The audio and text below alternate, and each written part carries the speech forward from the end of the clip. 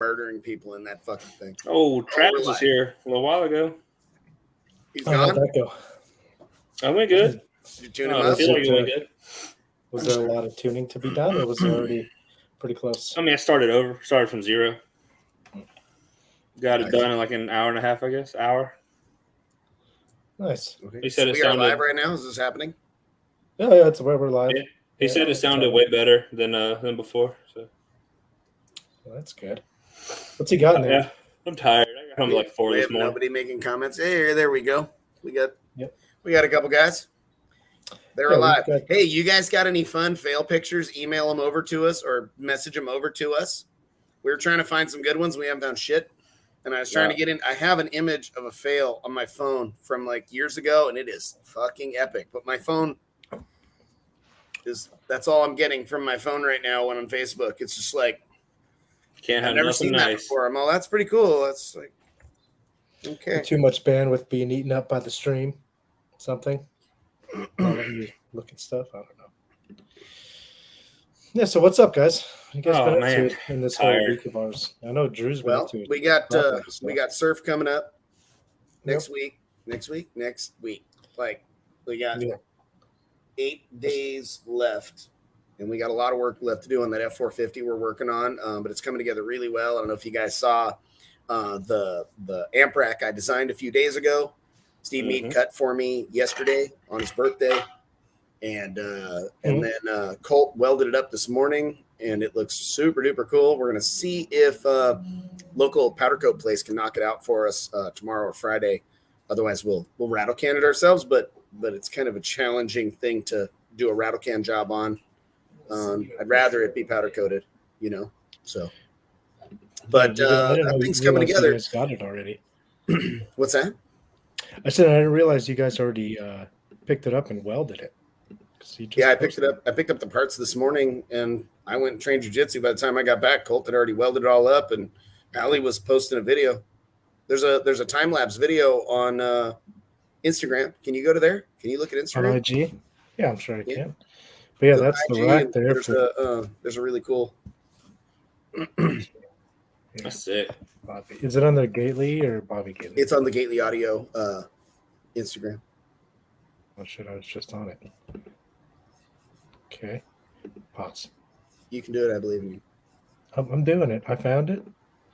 Now I gotta share it. Right here. And right here. There you go. Oh, nice. Very cool. That's actually how fast Colt works. I believe This is regular speed. It's actually slowed down 10%. What I was told. Yeah, we slowed him down a little bit. Yeah. So. Okay. So what we got going on here? What? Explain. So it's 12 B2 Audio 4500s. It's kind of crazy. I reached out to the customer. I was gonna talk him into.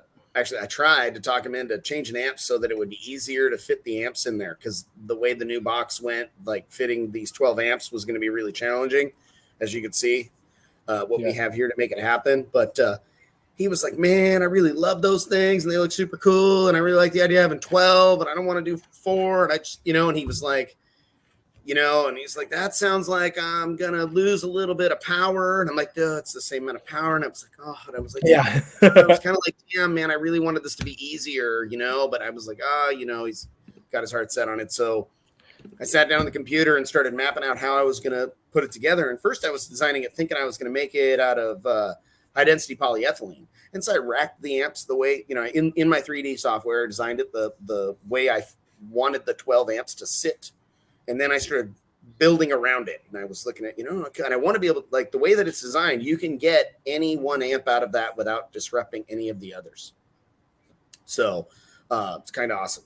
And but I was going to make it out of plastic first. And then I was like, man, plastic, I'm going to trap a bunch of heat. And it's going to be all bulky and kind of weird. And then I was like, I got to reinforce it with steel. And as soon as I went, I'm just going to build it out of steel. And then I designed a whole thing of how I would make it if I was making it out of like 2-inch and 3-inch strip metal. And it was like, that's kind of good. I sent the picture and video of that to Colt, like the Friday. Is it Friday night? Yeah. He's over here. And he was like, oh, that'll work. We can do that. And I was like, cool. All right. That's how I'll do it. And then I went home, and then I couldn't sleep because when I have things to build, which is always, I don't sleep very well. So I was up in the middle of the night, and I was like, I wonder if Steve can cut it on the plasma, on the plasma, his fiber laser for me. And I was like, if he can, then I'll, design something really cool. And so I reached out to him in the morning, and I was like, hey, if I design this thing, do you think? And he's like, I have some of the material here. We should be able to do it. And I was like, cool. And so I started designing on Saturday, and I stayed pretty late Saturday evening, and I had most of that laid out. And then I worked on it a bit more on Sunday. I finalized it Monday, and Steve cut it for us Tuesday morning, and did a couple little touch-ups on it on Tuesday morning and sent it over to Steve, and the magic happened. But he had to hustle out of there. He's like, if you can get here by 2, and it was like 1:45, and I was like, I'll see you in the morning. And so hustled over, picked it up this morning, and Colt got to work on it. And so yeah, if we can get it powder coated in the next couple of days, we got an amp rack that'll start going into place. Yeah, it's pretty trick. We've been working on the acrylic panels for the roof of that.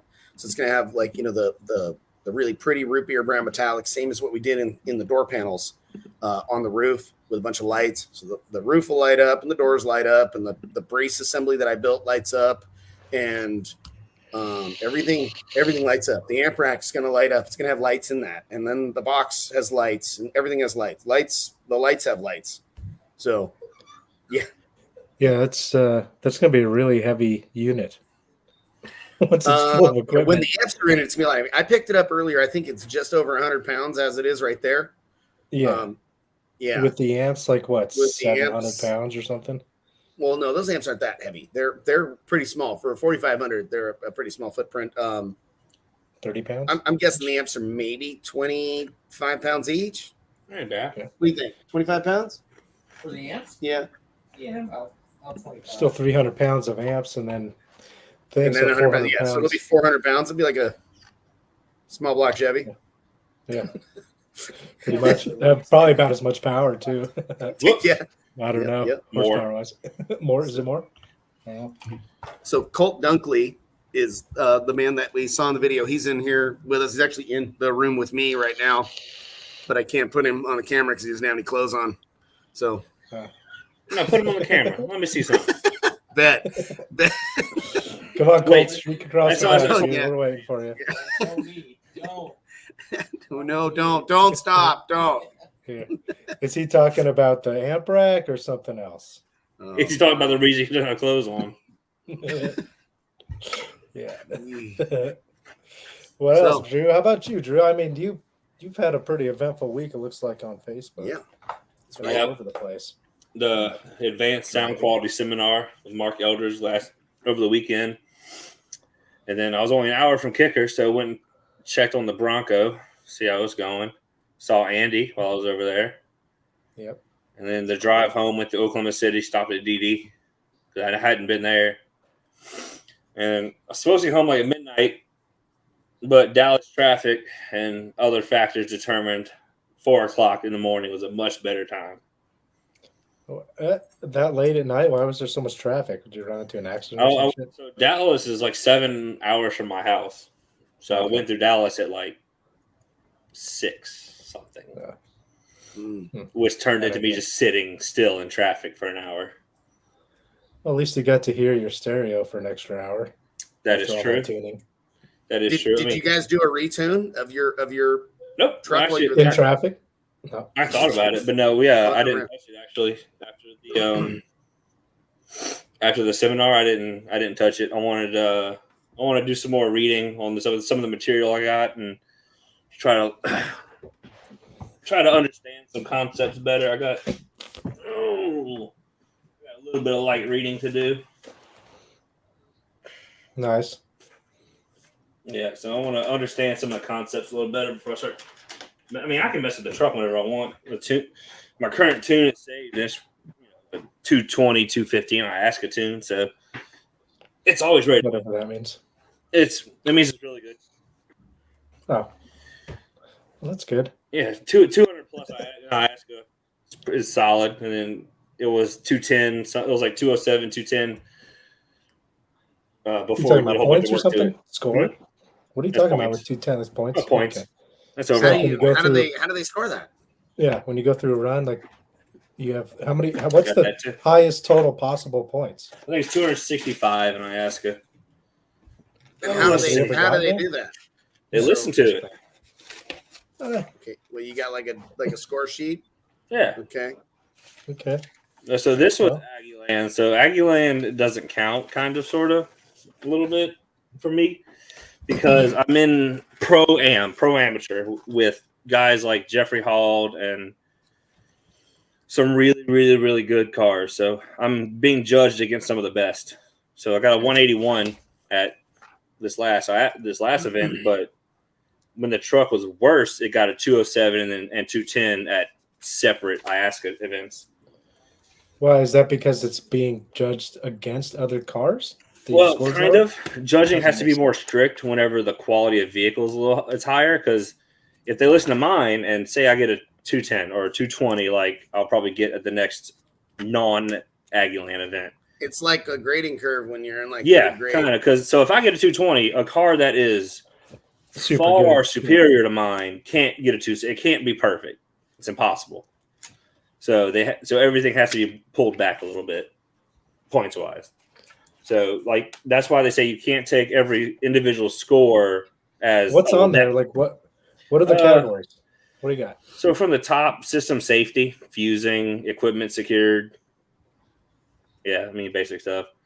Okay. Left, I right. never competed SQ, so I have no clue what a judge sheet looks like. Yeah. So left, right, make sure it's equal loudness. Tonal accuracy, how accurately it is reproducing the sound, basically. Soundstage, where it is across the dash. Ambience, how it sounds like a room, kind of. And then imaging, where it is on the dash. I got completely trash scores in that. It'd be like that. Linearity, how loud it is. Like, as you increase in volume, everything stays sounding the same. And then noise floor, mechanical noise, environmental noise, just silly stuff. And then there's all kind of different organizations. There was 3 at the last show. So they all judge a little differently. Do they want to have a noise floor? Do they want to have a little bit of hiss, or do No. they want nothing? Oh no, silence. They want silence, and mine is silent. Luckily, mechanical noise, I just compete with the truck turned off because they would take away points. They would -3 because of how loud the truck is. Yes, yeah, it says how loud it idles, but I think they more so mean like I don't know, rattle maybe. Or like fans buzzing shit. I get the Stuff one like of the that. fans in my Osprey 8K is like noisy as fuck in my truck right now, and I'm This I really is like that thing having a fan. It's a big ass amp with no heat sink, and it's covered in powder coat. So let the fans buzz, I guess, right now. And I'm not really trying to dismount that freaking monster from behind the seat of my pickup truck. So I just turn it pretty hell loud. You said that your floor or your noise level is silent and your stuff's off. Yeah, you'd have to sit in my truck at night. You'll hear the fan in the radio before you hear my noise floor. Did you have to work on that? Nope. Like it just was like that. I got lucky. The Tahoe is not that quiet. The Tahoe has a pretty high noise floor just because there's so much energy flowing in the truck. Yeah, I was wondering if you had to do anything. But like here's a prime example. So I made the truck better. Got a 181 at this last show. This is before I made it better. 207, 205, back to back. And then some judges give you no information. Like in that little area, they write nothing. Other judges they just write your end score number. They're all 205. Yeah, other judges. Okay. Yeah, fuck that guy. I'd be such an asshole. God, dude. Oh. Other judges tell you what to improve. See, that's hopefully the next time I compete, I see a 220. 220, goddamn. What's the highest score ever in Alaska? Do you know? Yeah, what does Chris's car get? Chris's car probably a 250 something. I want to say there was a higher scoring car than Chris's. Oh yeah, the hybrid audio. Yeah, Nissan Skyline, I think. The black. Skyline. Oh, it's all black car. I I just saw a bunch of videos and pictures of it. They had it for sale for like $300,000 or something. Holy crap! Maybe I'm thinking of a different car because I remember like the sedan, the hybrid audio.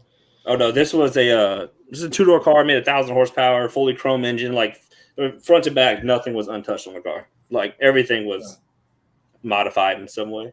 Hey, we got a real good question in the comments. Bass Boy, Black Betty, that's Taylor got it. Black Betty.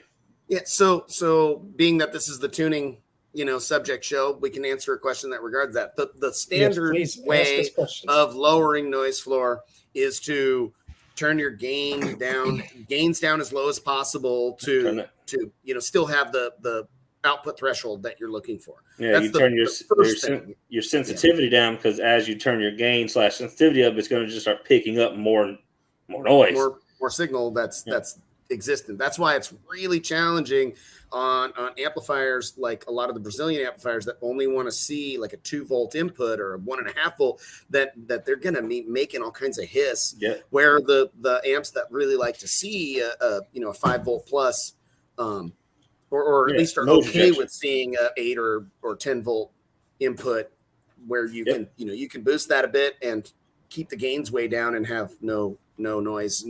That's the actual benefit of high voltage like radios and DSPs and things. And not just to make it louder, it's to help reject noise from the system. Yep. Taylor got it. The Bawalda, I guess, is who it is. The Black Betty, that's the name of the car. Okay, before Very that, cool. G35 had the high school. Yeah, I think a lot of people deal with radio noise is what most people. Most of it's ground loop related. It's not even like noise floor. Noise floor is just the hiss, basically. That's super low level. Oh man, people like if you have the tiniest bit of engine noise or alt or ground loop noise, like you don't care how much hiss that thing is making. You're like, that's fine. I don't care. Just make that whistle go away. And I think most people like in our community, when they hear noise floor, that's what they think of is the radio noise. Yeah.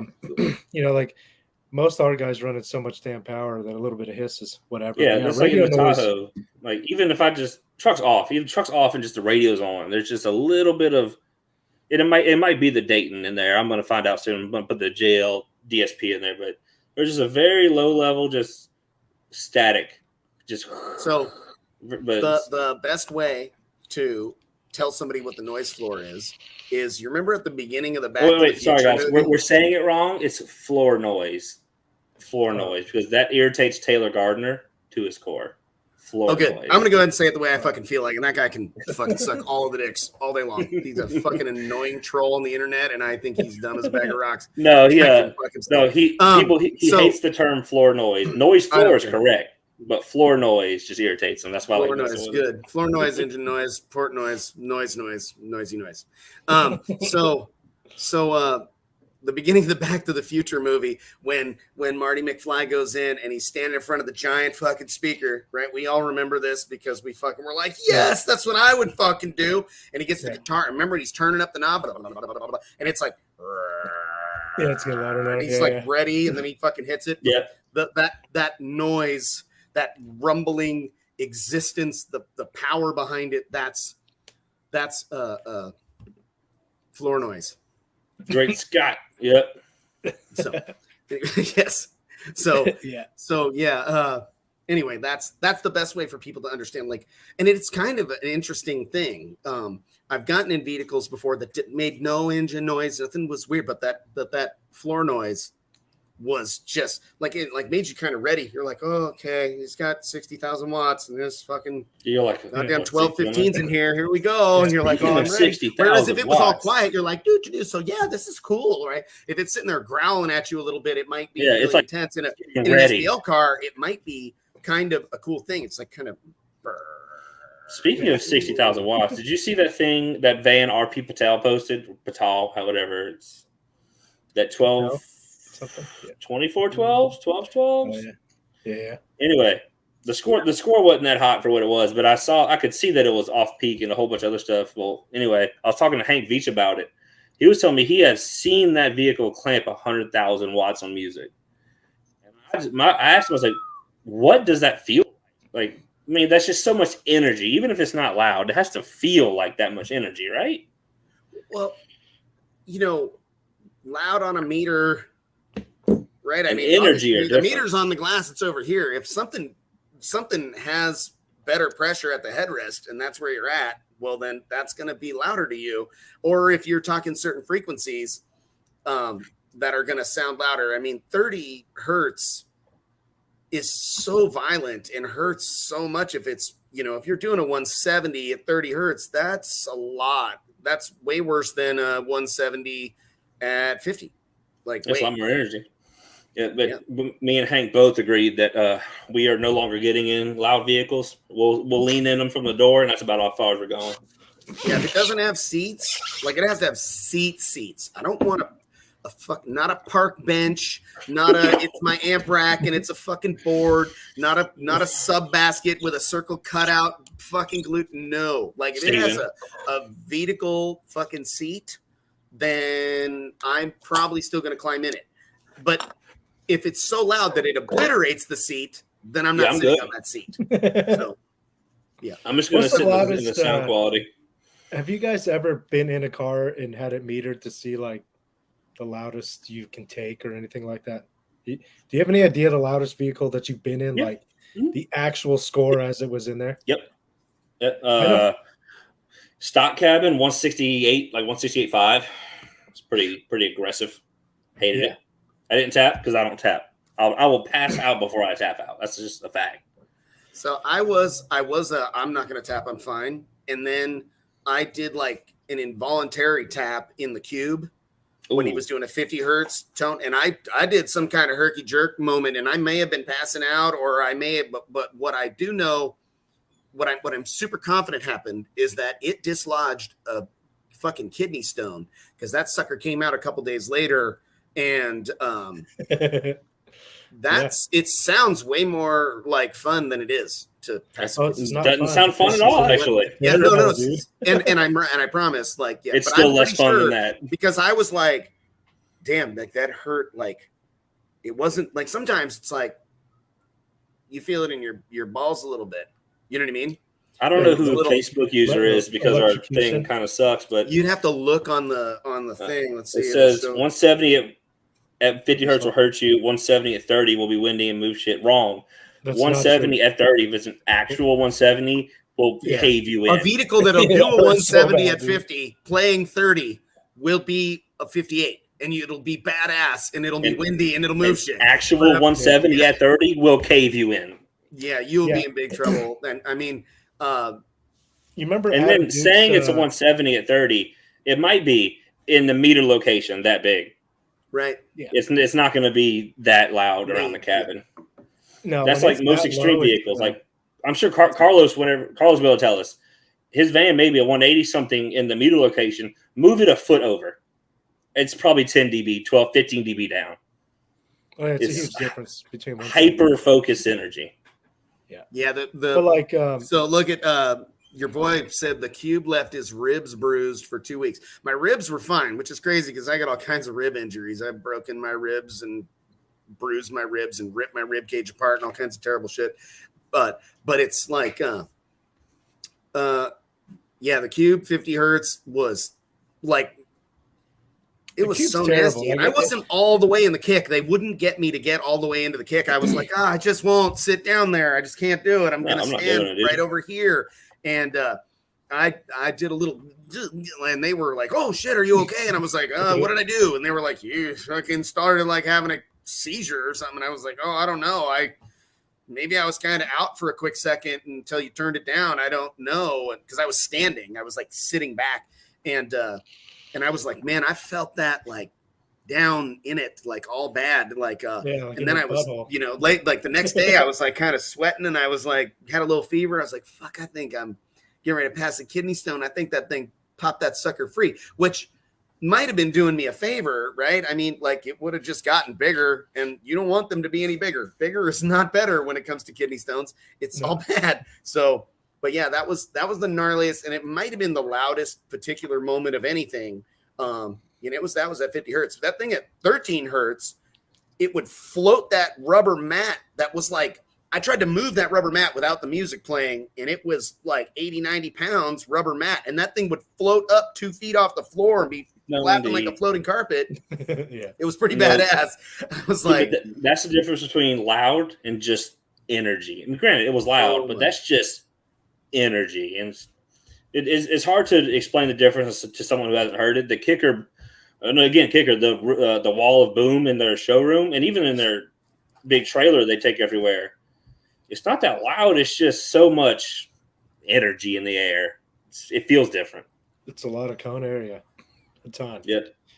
I mean, the displacement, like those subs are moving like twice as much air as there's even available in that freaking, like, as far as. Well, I mean, that's all windy vehicles are. They're just cone area moving more than is available. But it's different in a car. Kicker subs, I mean, they're just they play that 50 to 70 a little different than the rest of them for some reason. It just don't. I got to hear some things on Monday, some stuff.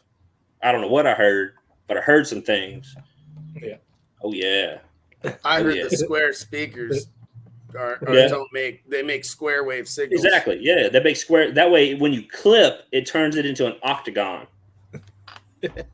No, they're made for clipping because they're square wave. So big brain move. Be full clip the whole time you're playing with the square subs. That's it. Exactly. Do we have any fails? Do we have anything? You know what we forgot to ask? I meant to ask our people watching. I'm referring to the comment section when I do this. When you see me do this stupid looking shit, that's me. That's you guys that are watching. I'm talking to you. I forgot to ask them to send us some fails. Anybody have any really killer fail pictures or videos they can send them over to us right away. I don't know what's the best. Swear to God, no one better send a picture of my own build to me. Yeah, I know they're going to be all, boop, here's Green Monster, and it's on fire. There's your fail, bitch. I was drunk. Yeah, thanks, guy. So, one fail, we were talking about last week, you guys asked me a fail of mine, and I couldn't think of anything. And then I thought of something. I don't remember why. I was looking at my hand. Now you have the audacity to tell us your real fail. You were like, no, I can't even think of anything. No, I couldn't. No, but I was looking at my hand. I saw my ring finger, and I remember when I melted my finger on my lithium batteries. So that was okay. Jason, any pictures of that? You got any pictures of the injury? I do. Maybe I'll find them, and I don't know if I'm gonna be able to find them. For Sam next week. There you go. But I had stretch that one out. Oh, it's content. Everybody come back next week and see Steve's melted finger from shorting his ring finger out on the damn. Dude, it was battery. Colt's over here making all kinds of funny faces, like "fuck that." I got like the very tip of this finger missing from a router incident. On a table router. Always scare me. The table router is the most dangerous machine in the shop. It's far more dangerous than a table saw.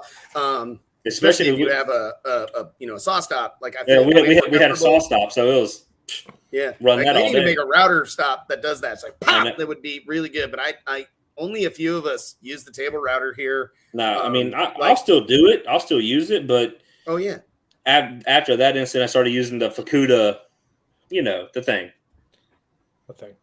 The Fukuda shield. The templates and shit. Yeah, we tried. Oh, I know what you're saying. Man, that's so damn time consuming. I know it was, to set that shit all up. And I rarely if my guys that aren't trained by me to operate it, me and Colt have been using the damn thing for 20 something years, so he's okay. And then my production manager Anthony, he uses it a bit, but that's pretty much it. Nobody else is really on the table router, and they're glad they're not, because sometimes I'm like, here's this bit. It's like 1.5 inch round over. It's like a freaking helicopter thing this big around, and it's like, oh, like Alex, I'm like, it does. It'll do exactly what you're afraid it'll do. Yeah, as it's spinning up, you're like, oh god, it's like, and you're like, so yeah, it's no thanks. It's pretty sketchy. Nope, I'm good. Too scary for me, man. Well, yeah, I mean, the only fails we have are those, that one I sent, and let's see it. Pop that thing up there. Let's look at that stupid damn thing. Pop that thing out, bro. Let's see it. Terrible. Whip it out. Lay it on the table. Ground. Oh, that's not what we're talking about. Okay, my bad. You don't want me to whip that out? Let's see here. Oh, compound miter saw could be super sketchy, Rhonda. Like I see pictures and videos of people operating the compound miter saw, and they got the part and they're backing the blade over it, and I'm like, that looks super duper dumb. But listen. Does it work? Yeah. Oh yeah. I mean, besides the no paint scraped off, I mean, No. the ring terminal can't rotate if the wire can't move. That's all I'm saying. I get that. But I am not like, I don't care if the paint's scraped and they got a nut on the other side. I don't think that's an appropriate connection, even for a 1,000 watt amp. I know that the industry standard and people are like, oh, blah, blah, blah. And it's the ground. It's the best ground and groundy ground. And I'm like, dude, the unibody car is essentially glued together with panel bond. Yeah, you can see the panel bond in this picture. Look right there. Dude, all the resistance. I started running power and ground 4 gauge, in the 90s because my car performed better when I did it.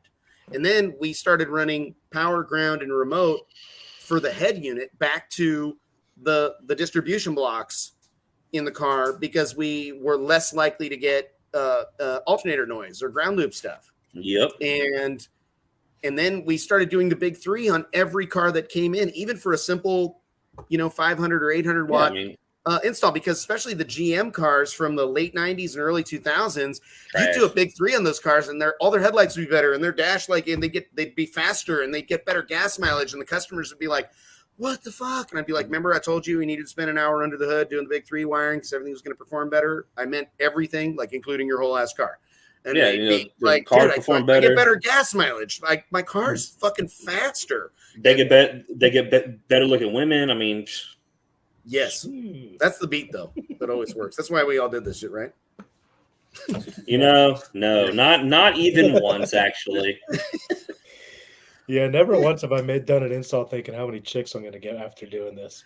That's how we never get crossed my bitches, mind, bro. Like, I legitimately thought I'm gonna run away. Any serious woman, she gonna get in this nitro and go, that's dumb as fit. Oh look here, look, Linda. That's not the point, Karen.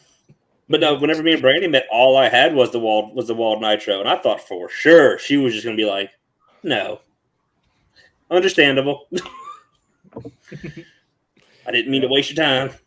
Oh, this is a good one. You got one? What you got? Yeah. How do I share it? What can I do? I don't know what I'm doing. I'm sorry. I need an adult. Send it to the group chat. Send it to the group chat and I can pull it up. Scott Dilvick. I put excess power super cap bank under the hood. Yeah, I mean that's what I want to do in the Tahoe whenever I redo the wiring. I want to put a super cap bank under the hood.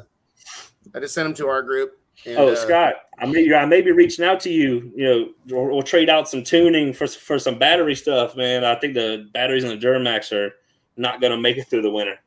You sent me a lot of images. Which one? Well, there's one in particular where there's like the little foam, the little battery foam thing. I found it. Yeah. Oh, dude, that's a good one. I mean, there's not a whole lot to it, but man, it's there and it's good. I mean, there's a few.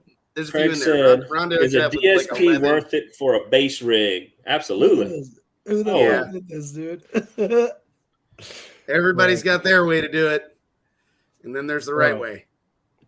That's killer. I mean, at least they use good wire. Yeah, I guess. I mean, it looks copper. I don't think it's CC. I mean, yeah, the jacket looks like a whatever company is that makes all wire. I don't really see the not copper, the CCA beef. I don't get it. I think it's okay. I only stock copper here at the shop because I'm afraid I'll use the aluminum and somebody will take a shit on the internet and flip out and cry. Yeah, I mean, and shit. If I'm working on someone else's car, I'm putting OFC in it just because. You know what? John Raby, whenever I work on anything for John Raby, he gives me all CCA for every one of his builds. Anything that I'm doing for him. Yeah, it's cheaper and as long as you properly install it, you're not going to have issues, just like any other wire. I don't think I don't think John's worried about me or Johnny and Buddy or his team there installing it incorrectly at Sky High or here at Gateway Audio. So problem solved. It's kind of like the same issue with some of the people in the Brazilian style amplifiers. Like, oh, those things are garbage. My amp blew up right away, and I tried to burn it. And you're like, I'm like, dude, I personally have installed dozens of Terra amps and probably 24 of the Sundown Brazilian style amplifiers that people throw shit. And I'm like, I don't know, it's kind of weird. Seems like they work perfect when I do them. Yeah, every single fucking time, like every single time. Like Steven's zero truck failures. has 6 3000s in it. That side of the truck also leaks water. They have never blown up. Not once. Yep. Where did you I get don't know these what's going on. pictures, Bobby? Rhonda Bentley sent them to me. Okay. There's Where that did she one that get we these? were. This is so bad. Like, there's so many things wrong with this Are install. threaded nuts Like- and machine screws / Oh my bolts viable for making grounds? No, No. It'd have to be flush, and you're not going to get it flush. you're not gonna be. If you want a system for doing grounds, hold on. I'll find it. I'll find it and send it in the chat. Yeah, go to the. As far as what do you mean by battery making and put grounds? a Like, what do you mean, distro? like attaching it to your frame or something? Like No, like doing Yeah. a threaded rivet insert. You're familiar, right, Steve? threaded nuts wouldn't- and machine screws. Okay, well, I didn't see that. I don't see anything that says like an insert. But I'm pretty sure he means a threaded. Wade, you Like, mean a threaded rivet I insert assume gun, it's like right? a nutsert. Yeah, like a nutsert. okay, yeah, that would not be good. But I mean, like on the Explorer, on my frame, I just drilled out a bunch of holes and Put a nut in a bolt. put a nut and a bolt. Obviously ground it all down, nut and a bolt, and then paint it over it, just for protection. So yeah, I mean, a nut You and a don't bolt have through you the don't have frame. ground runs running to the. I You're on the frame got- and you're running to alternators and your batteries are in the both. back. I got both, dude. Like I started, I've got some from the back straight to the frame, and then from the frame to the front alts. I've got frame grounds everywhere. Just Look, share my little thing real quick. the more grounds, the better is pretty much what I was told. Yeah, too much is just enough. So this is something that I saw at a local shop once, and I had to have it, and I got it. What are we looking at here? So you pre-drill the hole, and then you have these bolts and star washers, and then if there's space there, you can through bolt it as well right here. And it comes with this little brush, like metal wire brush that fits right into the drill hole. So you drill the hole, drill your hole, hit it with the brush, gives you a perfectly round. All the paint's gone. Comes with dielectric grease, and then you use the bolts with the star washers, and you put it right in there. That's pretty cool. And then it comes with the nuts if it'll reach through, if you can through bolt it. But the fact that it gets you a perfectly sized hole, perfectly clean, grounding point, and then dielectric grease, and you impact it on, boom, you're done. That's cool that it comes with the grease. Yeah, and it comes with everything. I mean, it's like a $200 kit because it comes with a bunch of all of it, basically. But no, yeah, the grounds are solid, very solid. That's a weird name. The positive ground, I know. Yeah, and then it's got a red wire with red. And then black right here. Wire that motherfucker to a dead short if you want to. Go ahead. That's a Chevy truck. Yeah, that is a weird name, positive ground. All right, guys. Anyways, but yeah, so if y'all look up positive and ground. then right on the cover of the user manual, it's all here's this red fucking wire, and you connect that to your battery at the other end. It'll be fun. For the people who want a positive ground, just find go. that, you'll be good to go. All right, so what do you do about a ground since your car's no frame? You just run wire straight front to back, skip the frame altogether. I mean, You're never going to get anything better. You can attach to the body as well. It's not going to hurt. It's going to help the car. It might even help the audio system slightly. But you run wire. We run wire in every single install we do here at Gately Audio. We run power and ground up to the front batteries. We do a big 3, big 4, whatever the hell you want to call it, wiring under the hood on every single vehicle we work on. Yeah, so. but like I said, I'll do front to back. I'll also go ahead and just go to the body or frame or whatever it is. Just, if it does anything, it's going to help the car. Yeah, go ahead and just add more. Often, especially you can never have too much. Especially vehicles from the 90s and the early 2000s. When they started fucking around with computers, man, they were fucking ground issues up everywhere. The cars are glued together with fucking panel bond shit that's not a very good connector. And man, like I'm telling you, like the best was the Monte Carlo, the Chevy Monte Carlo, like the 2000 to 2002. Man, the alternator mount bracket was powder coated. Wow. We took that thing off. We grinded all the powder coat off of the connection points to the block and the thing. That was the only thing we had to do. And that car, I swear, made 10 more horsepower. Headlights are brighter. All the lights and gauges in the interior are brighter. Car got better gas mileage, like significant. Like customer was like, dude, what'd you do? My car's faster. And then a week and a half later, he's like, I'm getting better gas mileage. Whatever you did made it way better. The Hondas from the early 90s, you could go on eBay or not eBay, like the Hondas from the 90s, you could go on eBay in like the 2000s and pay like $130 and you get this grounding kit. And you put the grounding kit under the hood of these Hondas and they'd be making 5-8 more horsepower. In a car that makes 92 horsepower, you're like, holy shit, I got 10%. You're like, this is amazing. So yeah, it's a real thing. I promise. I'm not spouting out some bullshit. This is real world shit that we've experienced over the years here. I mean, it makes sense. It's better current flow for everything, higher voltage. I mean, it makes sense. Yeah. Yeah. Well, shit, let's talk about some tuning. Let's drag the man, Carlos in here. And, Carlos. SPL tuning. Are you ready, buddy? Yeah. I see him down there. Here he comes. Hello. Hello. What's up, dude? What's up, man? Not much. Just talking about some tuning, and if we're going to talk about SPL tuning, no better person than you, considering you're the loudest person all of us seem to know. Pretty sure. Yeah, he was rocking them rings at Slamology. It was like, damn, dude, that's some cool motherfucker shit right there. Dude's forearm's gonna get sore carrying all that weight around. Yeah. I mean, you ever switch hands, so one arm isn't all huge, look like you'd be just getting after it, or just he puts them all on when he's going to do that shit. I mean, he can do all 10. How to start switching them out. You know. Who's got him on deck? Look at him, ready to go. How many rings do you have? On and put your fist up to the camera. How many rings do I have? Yeah, how many do you have? 4. Okay. Yeah. So you know it's more than 2 when he has to be like, hold up. 1, 2, a lot. Cars, how much of a dB is there from where your meter sits normally to like a foot over?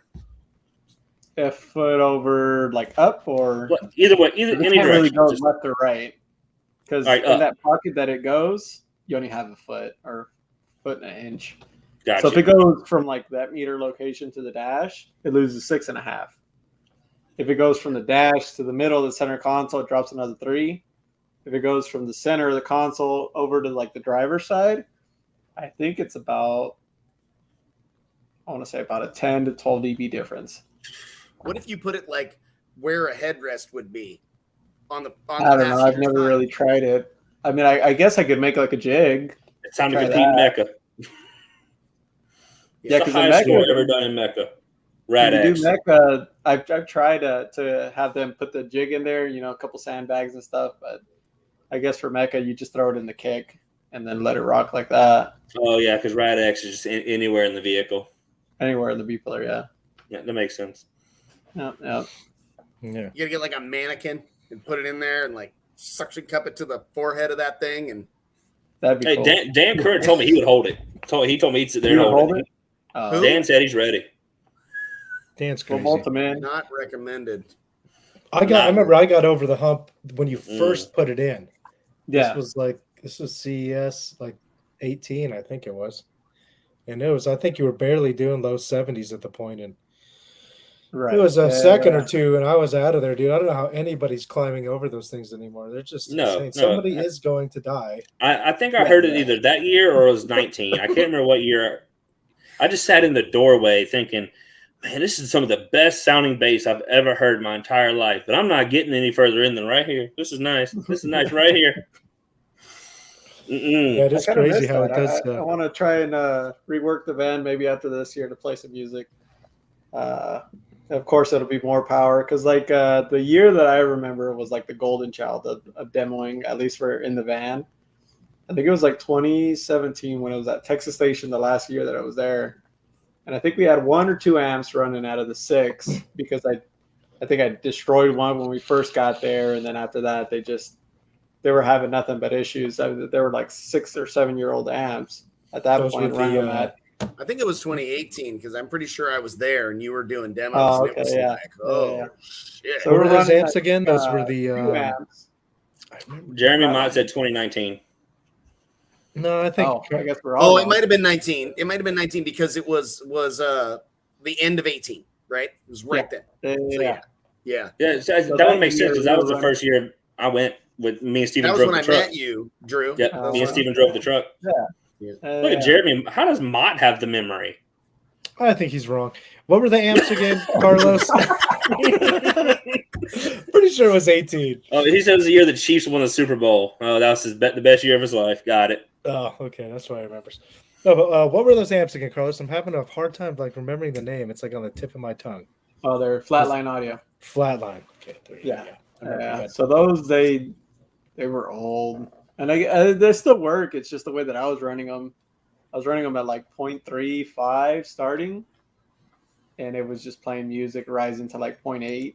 Well, I And guess so the it voltage in the load wasn't. What voltage were you running? Was it really high? Yeah, I was running at 17.8. Yeah. Yeah. You know, Yeah, I mean, you're 18 volt forever until just maybe this. So just recently that we switched over the battery type. Yeah. Yeah, yeah. I'm now gonna with the pull new up some amps. pictures of your build. Lithium has for sure changed everything. Yeah, for sure. Oh, just the size of everything nowadays is so much smaller. Or even if it's the same size, the capacity of it just. Yep. Boy, look at that. Carlos, do you do a lot of testing at home, like in the driveway, or do you have to go somewhere, or is your neighborhood like not very close to you or something? How do you? Oh no, well, if he still lives where he lived when I was there, there's no way he's testing in his driveway. No, I mean, I that guess all it's not used that to- loud outside. I guess. No, not anymore. Used to be. Yeah, we used to have to drive. Well, granted, before I used to drive that van everywhere. I think I went to Arizona one year. We went to Southern California in it, full weight with plexiglass and everything. Hell And no. we used to drive it like down the road, like maybe like 5 or 6 miles from the house. And we used to test out there. But now it's quiet enough to where I can do full tilt burps, 183 plus and a kick. And it's not really too crazy. Yeah. Do you That's think your something that's neighbors insane know about when you're doing it? Maybe. I usually leave the garage closed, battery chargers on, van's not running is when I normally like try just- to- And it's all closed up, and it's like, zzz, and then that's it. And you're like, yeah, cool, yeah, all and then right. that's it. The neighbors are And like, then what do you? And then like, what kind of? So let's say you're tuning this thing up. You're trying to find a gain. What are Okay. you doing to it? Like, what's like your most recent adventures in finding gains? You're adding tape. You're You see all shaping that the foil corner tape? of the. he was ports. making it a fourth order like he should I have. was This part. making it a rotisserie chicken box. You see all that foil tape? I see Going that. from this. I still don't know till today if that gains or not. But every time that I do it, I always tape it up. So like those pictures, if you go a couple back from where you were. So that was a 6th order that we ripped out. I think we ripped it out 2 or 3 weeks before finals. Oh, And I've always shit. had the itch to try a 4th order in the van, but I never did it because I was always scared that it was never going to do the score that it did. So I think it was like a 3-week period that we went through, and I was like, you know what? Let's make a simple stack fab box, 14 layers thick of 1-inch MDF. And you're hand Simple. cutting all that shit, or you got somebody in the CNC that helps you out? No. This is all me. Like everything that from that rebuild I did. Like I think I at planned home it and out like- as 2 days to tear out the old box with steel bracing on both sides. I think I planned it out as like 2 days to clean up, another week to get it together, and then a week to test. And then so it kind of worked out to that. I think it took me about a week and a half to a week and a couple of days to build the sealed section. But originally, I mean, it was kind of a shot in the dark. I didn't know who was going to show up, if it was going to be loud enough. I do know that it did almost a 74 on one sub in the test box. And that's literally like the Wow. ugliest box that you could ever see. So I think that Got a the picture of cabinet it? Let's see that. Was So it? which one? Did you just throw a single sub in one of these in like this half layer, or did you actually build a box? No. So that was literally like a 20 by 20 by 20 box. Okay. And then I just kept adjusting it here and there, the placement and all that stuff. And that's kind of where I ended up with the stack fab of what's in there now. as far as for sub placement and volume. I've been trying to tell these people fourth orders are where it's at. I'm trying to tell them. Yeah, I love Not when me a you're trying to fourth make order. fucking wind, man. That's not true. They're just easier No. to dial in. That's a 6 order may be louder one day in the end, but I don't know, man. When Too you want much. to play My under fourth 20 order had hertz. no problem doing low lows. It's all, I mean, you're just controlling the cone with the sealed side and power. Yeah. So I don't know. Tuning a fourth, I guess we could talk a little bit about that. Like, what do you guys do when you tune certain boxes compared? Like, obviously, there's a ported enclosure. Even a sealed enclosure has got to be somewhat tuned. Obviously, yeah. you're not tuning Right. the port, but you're No, tuning but you're tuning the of it. size and the resonance of. Exactly. And I mean, But- even the shape of the sealed enclosure will affect sound, like how it's shaped. Now, like for the fourth order for the Tahoe, we knew where it started, pulled some subs out. Well, clamp power, score, pulled subs out, shrank sealed side, put subs back in, clamp power, score, checked, make sure overall efficiency peak didn't change. And did that a couple of times until we got it pretty efficient, and then played around with the port area a little bit. We could have gone a little deeper and played around with ported chamber size, but we didn't. We just played with the port area. I mean, that's kind of all there is to it. I mean, you could definitely figure out a way to overcomplicate it, though. Yeah, Absolutely. I mean, I know that there is a formula, clamping power out and all that stuff. Yep. I always just did it by adding basically 3/4 at a time and full tilt burping until it stopped gaining. Yeah. It's one way, but no, I mean that definitely works. That just all it does. You don't know if you're actually making it more efficient / louder, or if you're just creating more power. Which, if just the numbers your goal, that's great. But if you're trying to work towards efficiency, you make it as loud as you can with as little power as you can. Normally, the rise is through the roof, and then you just throw power at it once you get to the most efficient point you can get to. So in that case, I got a question for you. How do you get more rise out of a fourth? Well, I mean, I don't know of any way to get or more or less rise, but from everything I've always tested and been told, tested mainly, that it's where it's most efficient, you have your highest rise.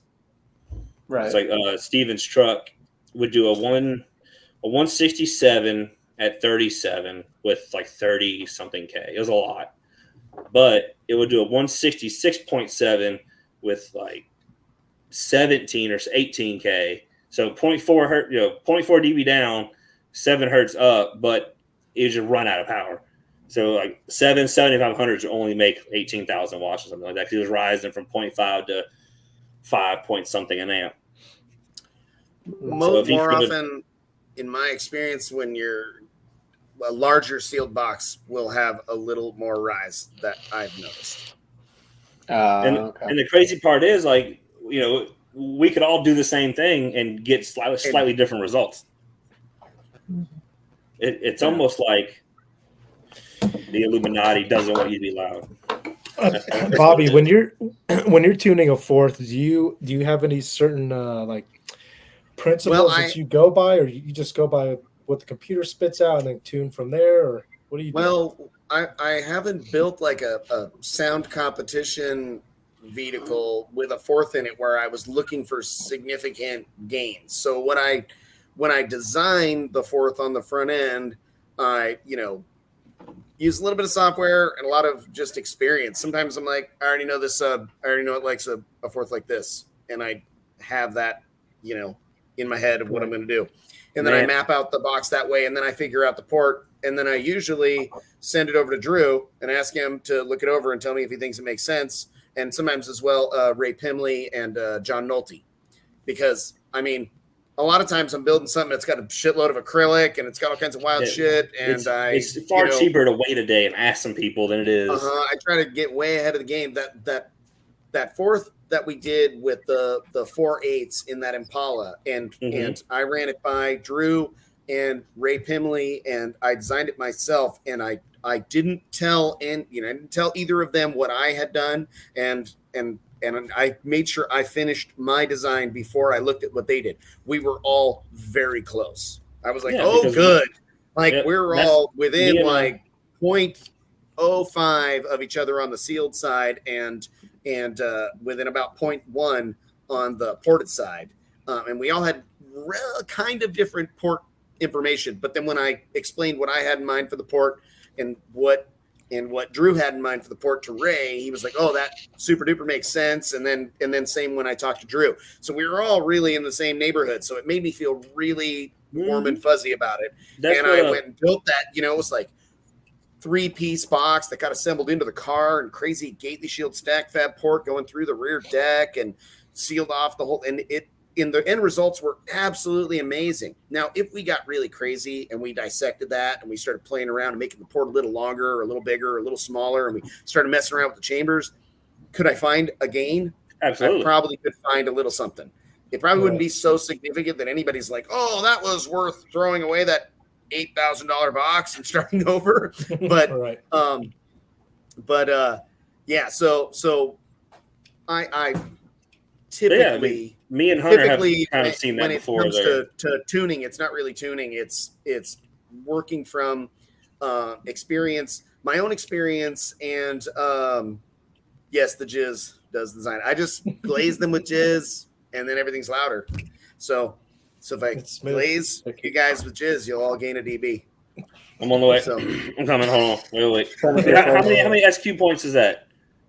Coated with jizz? How many SQ points is that?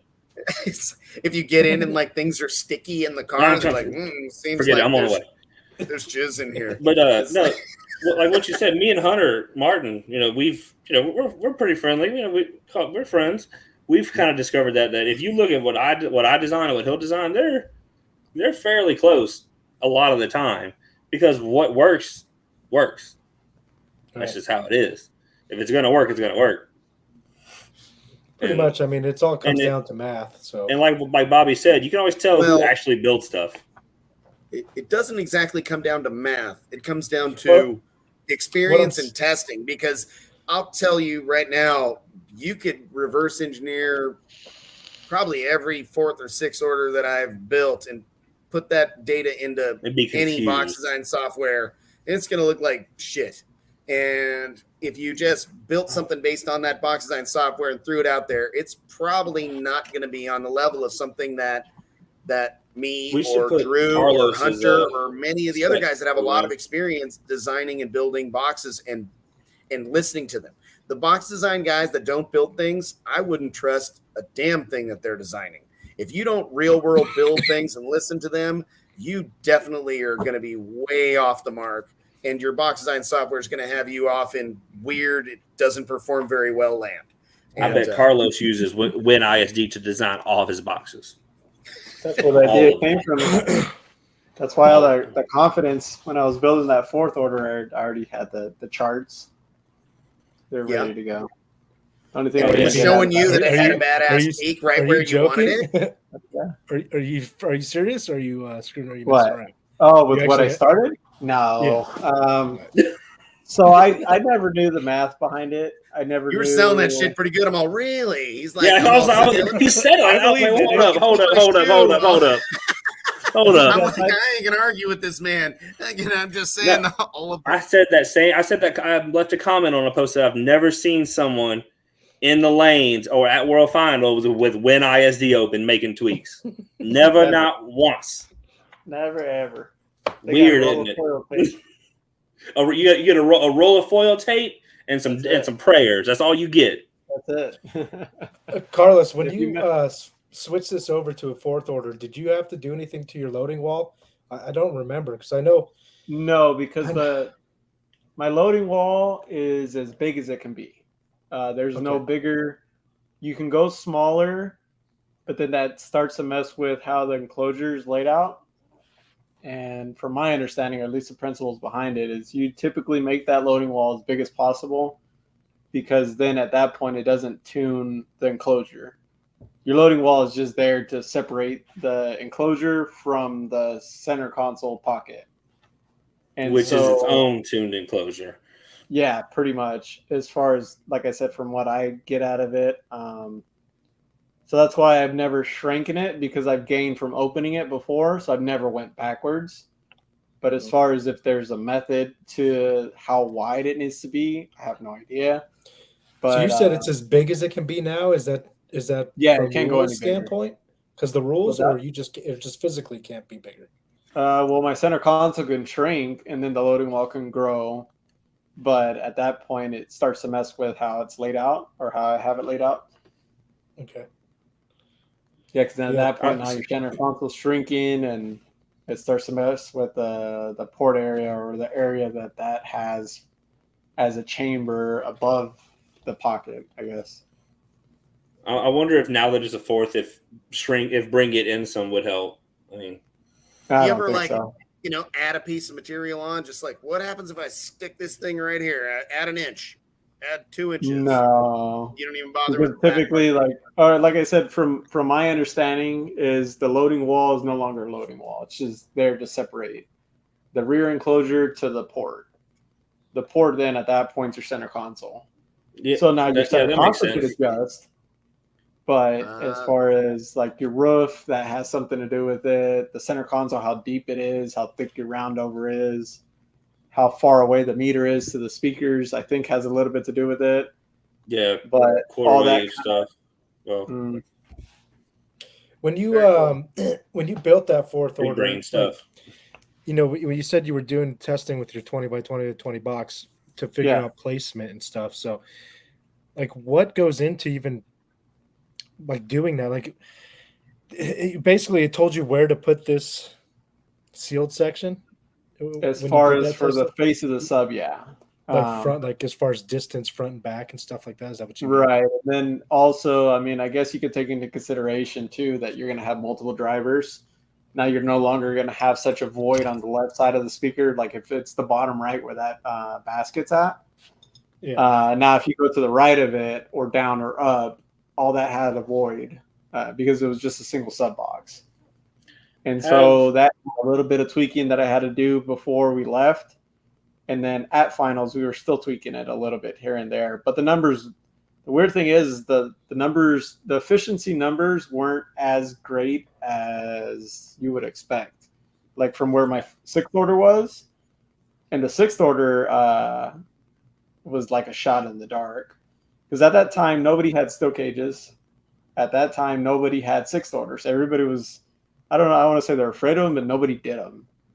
And so when I built the one in the van, it was modeling Jeremy Boyd's van, and where he had 6 subs, or it was Justin Yeo's when he started.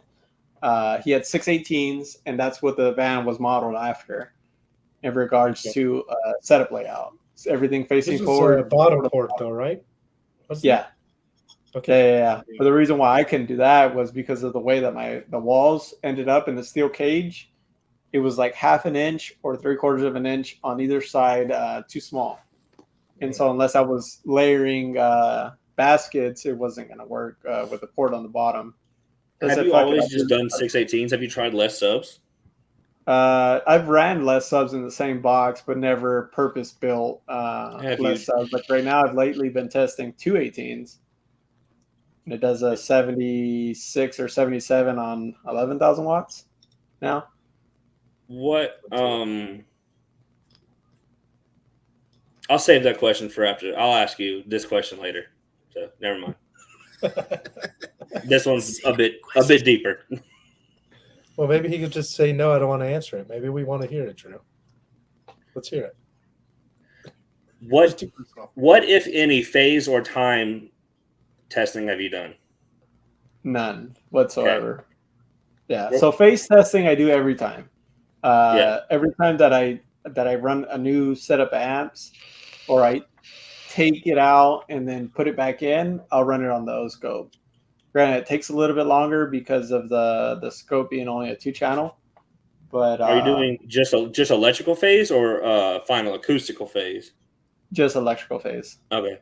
Yeah. Whenever I come to Vegas and SEMA, I'm gonna retune Travis's car first, and then we can play it. We can play around the van, see if we can see acoustical phase as well.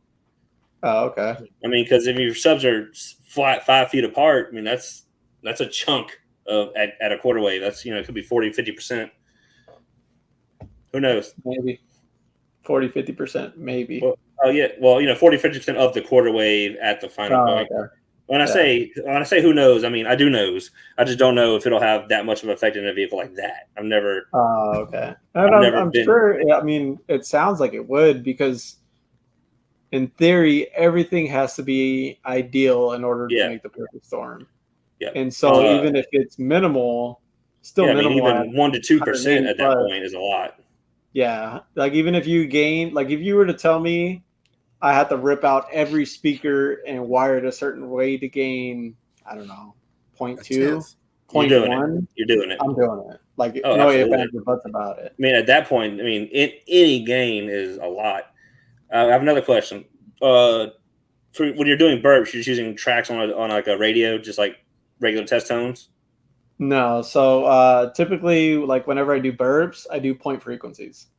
Okay. And so, that's kind of what I figured. I just haven't had anyone as loud as you are to ask if you're using. What do you mean point frequencies yet? Like a what do you mean? So like the 67 hertz and 68 hertz. There's a 67.1, 67.2, 67, all the way in between. And and that could be a lot. And sometimes it can be a lot. In my van, it's not, but I still do it anyways, just in case that maybe something. Now, what I have seen that's weird from 2 versus 6 subs is my normal burping frequency that I found at finals or whatever, same sealed volume, nothing changed.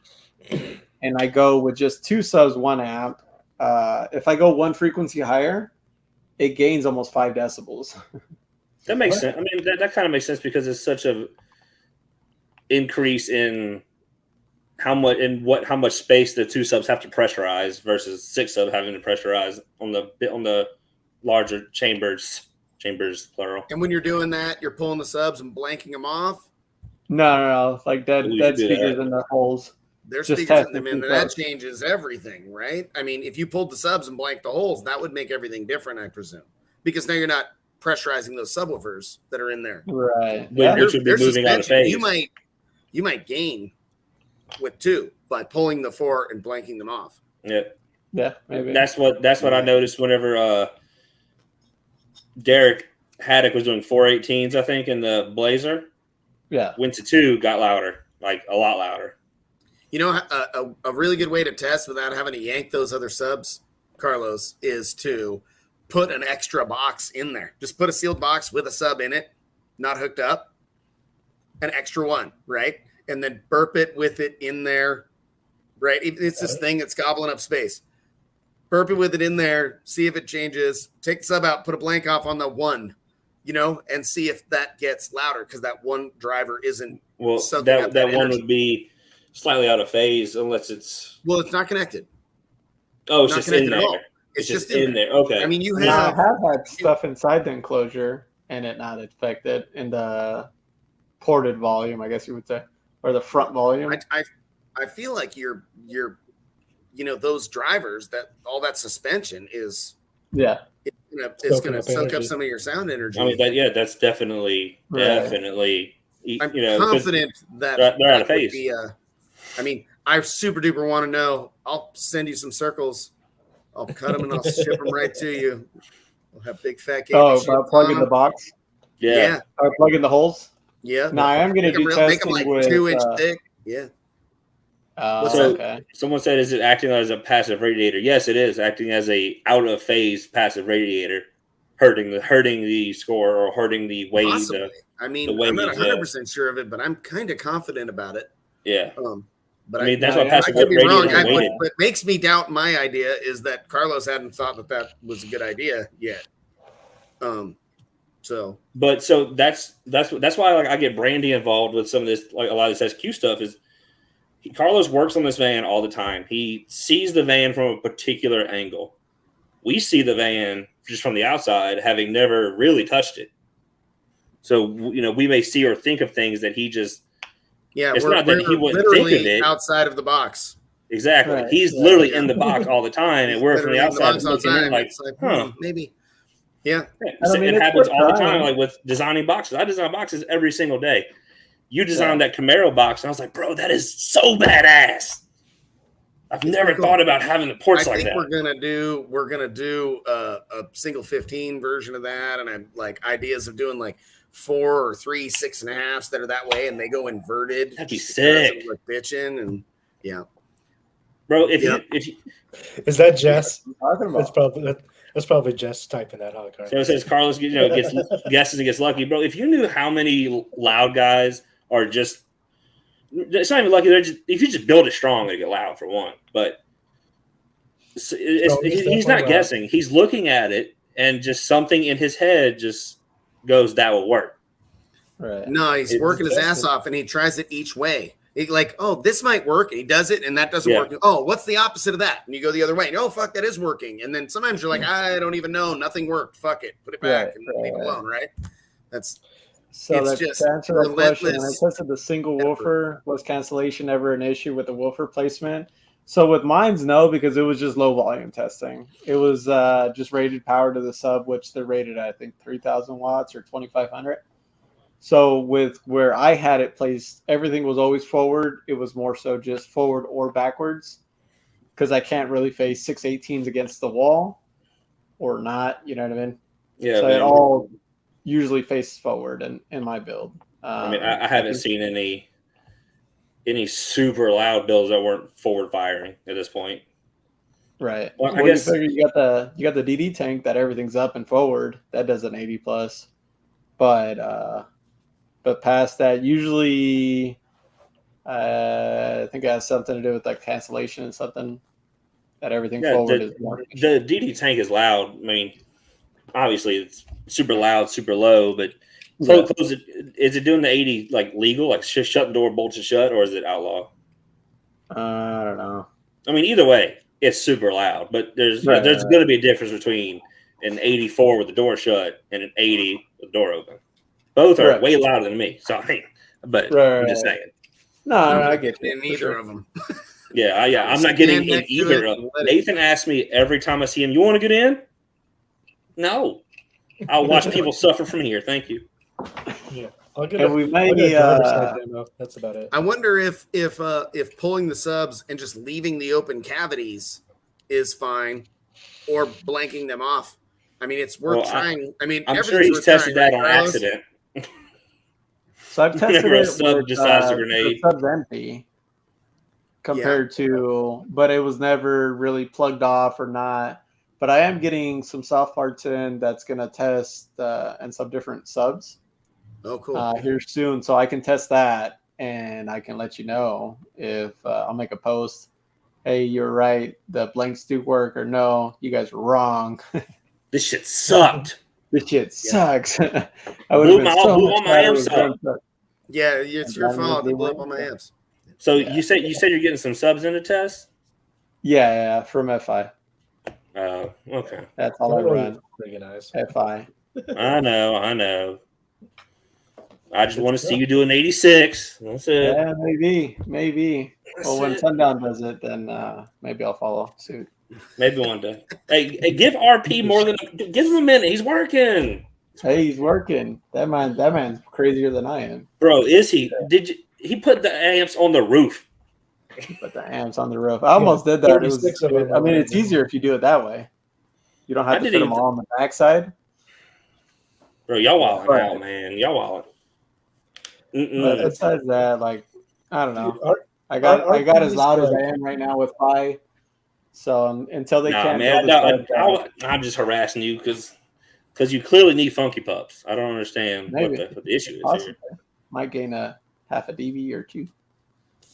It's almost like RP's not even in the same stratosphere as anybody else. Not necessarily score wise or anything, but just like every time you see him post a build of something, it's the wildest shit. It's just like, what the fuck, dude? Like 30. Like, whose idea was this? Yeah, like what? It's just insane. It's just like, why not? If it's an idea and we can do it, let's just do it. 424 is infinite baffle. Why not make it do mid 70s too? Yeah, or just like it's like they just have a dartboard. They just throw stuff at it. They're like, 21s. All right, how many? 4. Okay, what kind of box? I missed the dartboard. Real box. Got it. How loud? 170s. I guess we got to. Fuck, that was awesome. That's how Hank fixed I it. missed That's the how Hank dartboard. and RP. Fuck it, no box. I missed the board, no box. That was a win. Infinite baffle. You win the internet today. bro. Infinite baffle. Oh, that thing was a The win. loudest no baffle out there in the world. Dude, it's got to be the loudest no box vehicle ever. Well, the whole That thing the was whole fucking cab cool. is a box. Yeah, but there's no and box it was behind like- it. You open it. I'd never Infinite had baffle, anything but the front blow is. cold air at me. You know what I mean? It was like windy and it's cold. Cold. I don't like that. I don't like that at It all. was so The air has to be weird. hot I'm from the like, motors this is being crazy. overheated. I'm like, this is wild. It's just Carlos, sitting were you running DD Z4 18s before the 5 woofers? No, so before I ran Phi, it was Tantric Audio. It was SHD 18. Yeah. Oh, Sorry, the camera sorry, even cut out. sorry. See that? Sorry. So those are Murphy the- was local. Murphy was local to us, like probably 30, 40 minutes from me. And I was young. I was probably 16, 17 when he showed up, maybe a little older. But I told people, it's not a good dude. There's something wrong with him. He's not a good guy. No one believed me. I know nothing about this story. Oh, man. He ended up scamming people locally out of like 30 or 40 grand and they just dipped. Do you remember when Tantra came on the scene for like 2 years? Mm-hmm. No, he was popping off because he was just giving away equipment. Yeah, so Tantra came out, when was this, Carlos? Like 09? 2000. That sounds about right because I'd be 16, 17. Yeah, that sounds about right. And honestly, like pretty badass woofers for the day. Murphy knew what he was doing because Murphy came from, he worked with Scott. T3. He was one of the designers on TSNS. Yeah. So like, I mean, that's what I Scott, thought. Murphy, a lot of the subs we got today came all from like the same crew of guys. Murphy was one of those dudes. And the Tantric subs he was building, the SHDs were, I mean, at the time, they had to be the biggest subs available. Like they were 100. They were super similar to heavy the were your subs, TSNS from Carlos? what I saw. They were bad boys, man.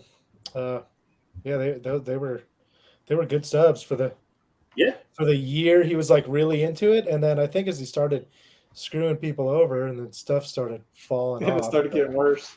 Yeah. He had a Cobalt SHD that I never did get a hold of. Was supposed to. Never sent the money though. Good thing too. We would have. Yeah, but I guess it's a good thing. Yeah.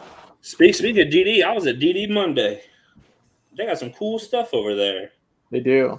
They got some real cool stuff. Did you see the fiberglass room or the carbon fiber room?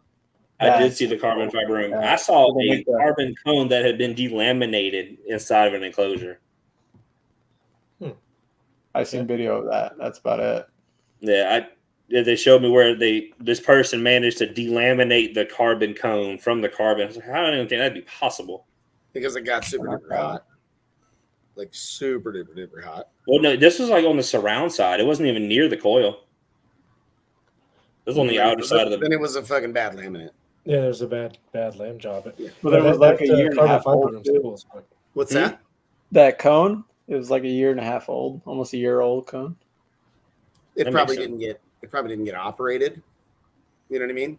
Like, or if it did, it was minimal use. And then when they really put the business on it, I'll tell you who it was after the show, Okay. and then you'll be like, "Oh, that makes sense." I mean, if the no, but no, that's what you're saying. coming Though, apart, there definitely had to be a lamination issue for it to fail at all. Yeah, right.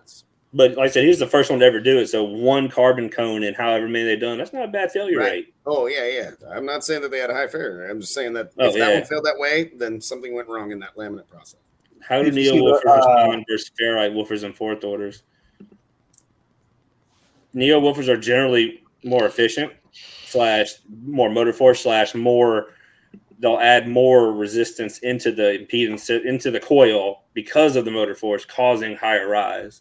But you'll generally be louder if you can get the same amount of power. As far as response in a bandpass, there should be no difference as long as if you use the same suspension between the two motor types. There should be no difference. If the parameters are about the same. I mean, Carlos, you went from ferrite to Neo. What kind of gain did you see? Did you see one just straight swap? I don't know. Because I I remember think I you gained had. about a dB, if that. Okay. But that's about it. But then Was I also added more power, so Yeah, because well, that was the time that I switched from the tantric amps to the incriminators. So it was more power. I bet you if you'd have left it, like if you didn't change impedance or anything, your score would have gone down, but your total power would have dropped a lot as well. So your efficiency would have increased. Okay. But you added Yeah. power because you're big brain. Yeah, because we were running like maybe 30,000, and then apparently at finals you figure whatever 15,000 times 6 is. 96. That's at least 10,000 watts. Yeah, That's it's at least 90K. 10,000. 90K is a bunch. Yeah, it's a lot. Yeah, more, so right? now this year we plan on running a little bit more than that. So each amp that I have now, it'll do about 12,000 clean. So you figure each sub's going to get about 24,000 watts times 6. So Yeah, it's 144,000. 144,000. Do you have any like processing in there for the amps, or is it just like cockbox or something? So the new amps, they have a ZVL. Yeah, the So that strapping controls the input, it controls the filters, it controls phase, it controls pretty much everything. It should make it streamlined as far as amps concerned. It should be plus or minus 2%, as far as for what I got out of it. So then pretty much I don't have to worry about the gains on any of the amps. I just have to worry about the ZVLs. So there's 3 of them in there, and I believe it's similar to like the Hyphonics MaxLink. Mm-hmm. Gotcha. Something along that lines. It allows you to strap these amps. It allows you to control the gain from just the ZVL. So then everything. Just the gain or everything? Everything. So gain, subsonic frequency, low pass filter. I don't think there's a phase adjustment, but it keeps everything in check. Yeah, that's what I'm looking at. How many? So you said how many amps? You said 12. 12, yeah. Okay. So 12 each ZVL handle 4 or has 8 channels. So you figure 2 channels per amp, and then so I need 3 of them to control. Okay, I have an idea. Okay, I have an idea of a way that we could play with this. How do you set your gains and all that, Carlos? What do you use? Do you use gains all the way up? Yeah, which I have heard that a lot of SPL or a lot of old timer SPL people used to do. They used to turn it all the way up because if it's a good amplifier manufacturer, usually the tolerances between the parts are close enough to where it's 3 to 4%. So all the way up is the easiest way to go about doing it. Then you just control it off of the head unit. Yeah. The way I do it was my filters usually are wide open. Subsonics are all the way down. Low pass filters all the way up. And then my gain typically, like it's weird to say it, but like I'll guess at where it needs to be. So at 12 amps previously with the incriminators, I would set them low volume, loaded to a certain number, say like 10 or 15 volts. And then I would run the scope on one of the channels of the subs, and I'd do a full tilt burp. If I seen dirty, I would turn everything down. If it's clean, then I would go turn it up another 2 volts, 4 volts, and then just base it off of there. Yeah, I mean the old timer way, probably, I'm sure it worked back in the day whenever amps only made, a couple hundred watts. I mean, but 2 to 4% at an amp that makes 10,000 watts. I mean, it's 2 to 400 watts. It may not sound like a lot, but that could be a good bit whenever, if the coils see that much of a difference inside of each other, I guess. Right. But if you're running 3 ZVLs, so you'll be able to control a pair of subs at a time. You're just going to do like stack. No, so one ZVL will control the other ZVL, and that'll control the next ZVL. So everything is in sync.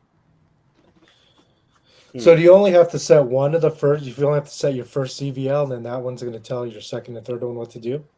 That's a good question. I don't know. I haven't gotten that far. Okay. I've kind of took a little break from the van. Yeah, doing a little more side-by-side stuff. I don't blame you. Yeah. It's fun. Yeah, the weather's nice right now. I have the manual pulled up and kind of looking at how it works, and it definitely works differently than how I thought it did. And that's kind of where what I was saying was it has so many outputs, but you use one set of You guys hear me outputs to okay? daisy chain into the next one. The fucking Yeah. power went out here.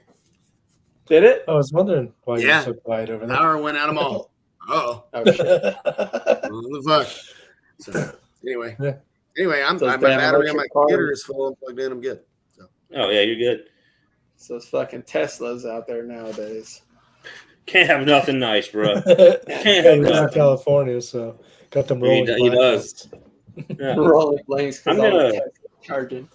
Over the next little bit, I'm gonna look into these, and because I want to figure out a way to control 2 of your subs at a time, just because they're stacked, and you could phase align 2 subs at a time. I mean, I think it's worth at least trying. That sounds like a big headache, but I'm willing to try it. It does, but I mean, I mean, I at know that for a point, would it be fact- better to control a sub at a time? yes, Because that'd even be then, better. 2 subs, it would be a different. Because No, yeah, one at a time would be better. So I know for a fact they were doing it in Alma Gates' Bronco because I saw this weekend the custom built 24 channel phase delay piece they had made. I saw it this weekend, and it was Okay. 24 knobs all on a single board, and you can Yeah. control every pair of amps individually.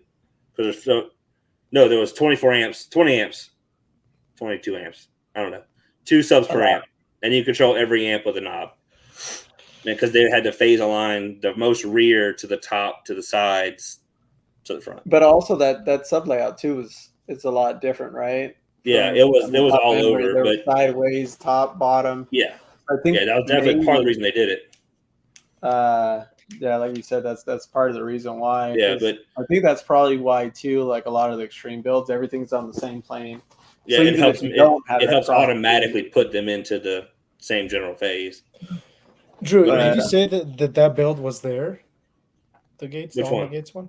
The No, so the Just- Kicker Bronco is at Nathan Munson's warehouse That's in right. Clovis. Okay. No, Mark had the 24 channel processing thing, the custom built piece. He had that, and he had an Alma Gate sub that I pulled the parameters off of actually. Let me ask you something about. Okay, every time I see that build, I don't understand how it works because it looks like an infinite baffle. It It is, basically The is. motor, Yes. it is right. I mean, Yeah. Yeah, it's an infinite baffle.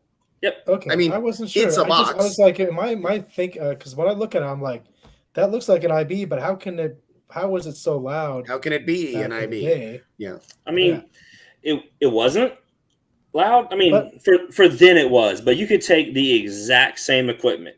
I mean, the exact equipment, cut it into a fifth, and put it into like Carlos's van. It'd be 15 dB louder. The exact same equipment. You could even use the same batteries. It What would was just cool happening back then is when that would burp, you would experience it outside of it. yeah. It'd be like burn, and the whole thing would go fucking berserk, and they'd nuke subs and shit, and it would be like this big old spectacle. That's Okay.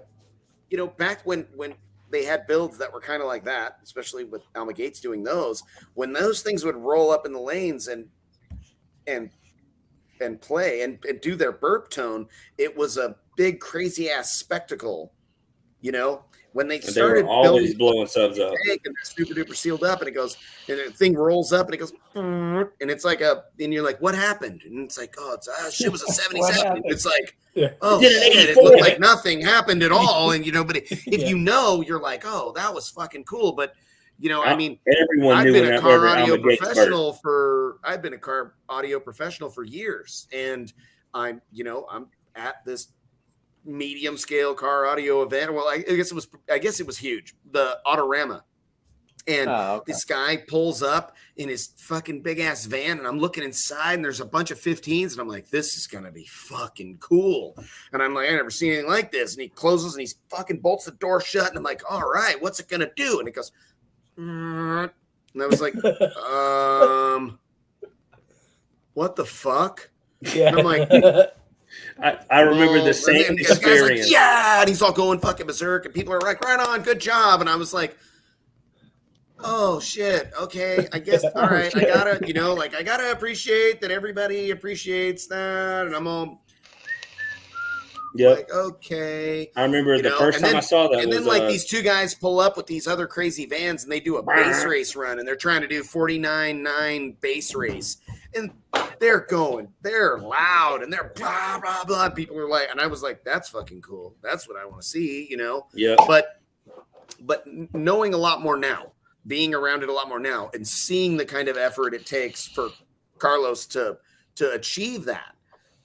Then when I see him pull that thing up in the lanes, I'm like, all right, let's see how this goes. And then you just go fucking hustling over and you're staring at the board and it goes and it does its fucking thing. And but none of that. And it's still like, oh fuck, that's the number he was going for. That's amazing, you know, and then there's the appreciation. But what's really hard for like a new person or a spectator or a car audio person or to a non-car audio person that's there. Yeah. a non-car, like you're at a car show and you're doing the car audio thing and they pull up in this tank of a van and it barely fucking moves and, you know, and all this shit. And they, and everybody's like, wee, and they're like, what the fuck just happened? Never mind. I'm out of here. And they walk off, you know, and they're like, I don't know what the fuck they were doing. That was weird. I don't know why they're happy. And and then it's over for us. That's why the demo rigs, you know, created such a big resurgence in this whole thing and why we still need, you know, well, Carlos' truck until just a couple of years ago, or maybe a little over a year ago, was still like a demo rig. And people get in and fucking die. And now it doesn't do that really anymore, does it? Right? Can you still demo a bit? Now, if the coils, that's kind of the main reason why I was talking to Drew or asked the question of how do you get more rise? Because there ain't shit for rise in this van. Like, really? At all. And you can't get you can't get Sparked Innovations to make you like a fucking fancy ohmie that switches that shit around to run each amp at 1 ohm to the subs, Mid-bird. right? Now, see, I've gotten to the point to where I think that would add too much resistance. Now, maybe it wouldn't, maybe it would. I don't know. Yeah, no, I'm sure it would. It'd be a nightmare. What if you just you added like gotta go over and resistance undo coils? some bolts real quick and be like, cool, I'm gonna run it on 6 of these amps and it's gonna be at X ohms. No, we don't even run bolts anymore either. Like we run 4 gauge from the amps to the subs straight. Spools of 4 gauge in between the amps and subs. I think four Exactly. spools. Just old school coils. No, I wonder if that you would do a work, full Carlos. spool of 4 gauge between between each sub and amp. There's some more resistance for you. I got you, buddy. Yeah, so you get it. Yeah, you get like a whole ass spools. Yeah, 50 foot of speaker wire per coil. spool. You're good. Yeah. 100-foot spool, a sky high, red black on each sub. Yep, exactly. There, boom, more resistance. Yeah. Perfect. Oh yeah, you'll be able to take away some of your Absolutely not. steel area too. Same I've heard that a lot of SPL guys prefer 2 volt pre-out RCAs, unlike SQ guys that prefer 4 volt. No, Everyone should want the highest voltage that they can run because that rejects noise and it's a cleaner signal and it's. What I think he's talking about are the Brazilian amps that can't handle a 4 volt input. That's, let me tell you right now. You're not going to see no Terra amps winning DB Drag World Finals. We don't care. We don't care. Yeah, I don't know. I'm not hating on Terra amps. They have their place, but I bet I know why the power is out. I bet somebody hit one of the fucking telephone poles on my street again. Do you guys know this is a thing? It happens. No. It's happened twice in the last 6 months, but it has happened an average of at least once a year for the 20 plus years that I've been here. And I hear sirens outside right now. You guys hear them? Yeah. So Nick said old school meters way different than today's meter. Can I go in on my phone? I'll go walk outside and see if somebody hit the fucking pole. Yeah, dude, get at it.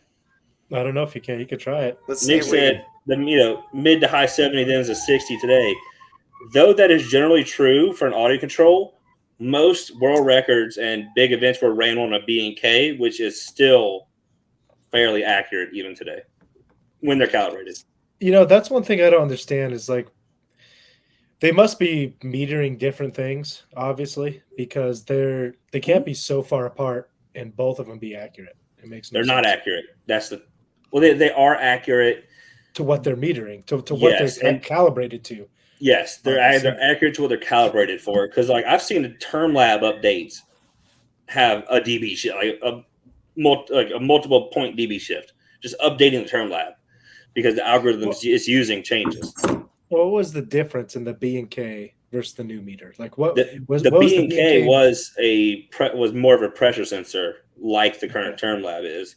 The audio control was an actual microphone that was a microphone. It wasn't a pressure sensor. The B and K was an actual pressure sensor, similar to the term lab. Just old. I wonder which one's actually reading a closer dB output. I will let you know soon, because that SPL meter test that I was supposed to do like 5 months ago, I never did for personal reasons, and I had to stop everything for a little bit and chill out. At the SQ event 2 weeks ago, I met a guy for the first time in person named Dan Merritt. He was telling stories about, like Bobby said, blowing up all kind of subs. Back in the day, he had a kicker sponsor build, and they would ship him a pallet of subs to every major event. Because they just blow subs up like that. But so he commented on the post that I bumped back up about testing meters, and he would send me his B and K to put in the comparison. That'd be cool. So I have that B and K, and then most people say that Ralph Randall founded unit. There we go. All right, sorry. Damn, it's My daytime there. Yeah, it's only Kinda. 7:30. It's definitely lighter in Vegas where you're at, California. It's Did somebody dark get a here. telephone pole? They sure did. I called it. Look how happy he is to be right.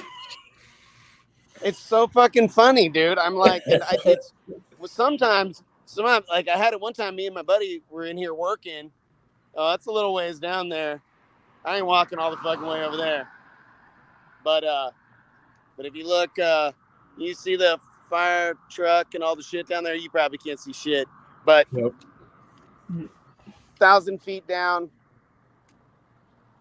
1,000 feet down, somebody hit a telephone pole. That's why our power's out. But I fucking knew it. I fucking knew it. Can't have nothing. I bet you it's, I don't even want to say it. You California drivers. Fucking dude, this motherfuckers are wild on this street, man. So, yeah. Anyway, Carlos is sorry, 30. I'm interrupting. Say what? Yeah. Carlos, you're only 30 years old?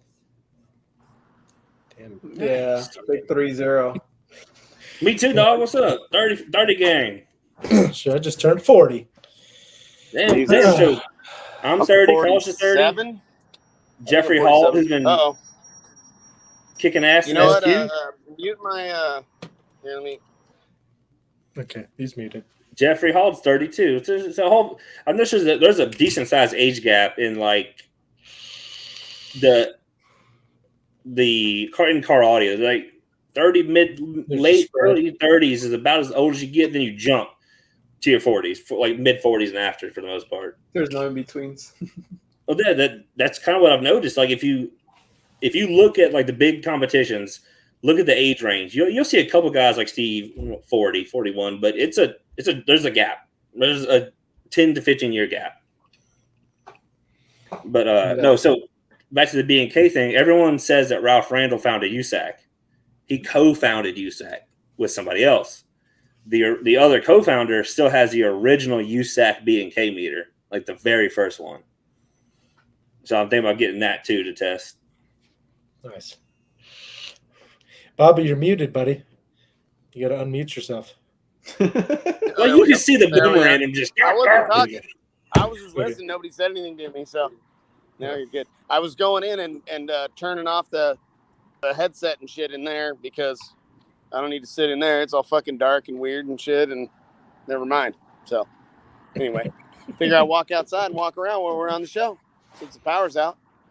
Yeah, looks nice out there. Kind of half tempted to just throw my ass down there and see how bad this fucking car hit the telephone pole situation is. Bro, you know the weather's just nice in California. Is he just in that long sleeve shirt, just not even caring? He ain't even sweating. Bro, I you didn't walk know out if Louisiana I long was- sleeve. It's about 85 right now degrees. It was 104 earlier.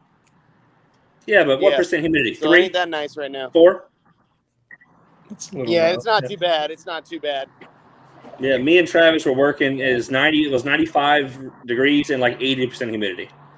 I was suffering. Ooh.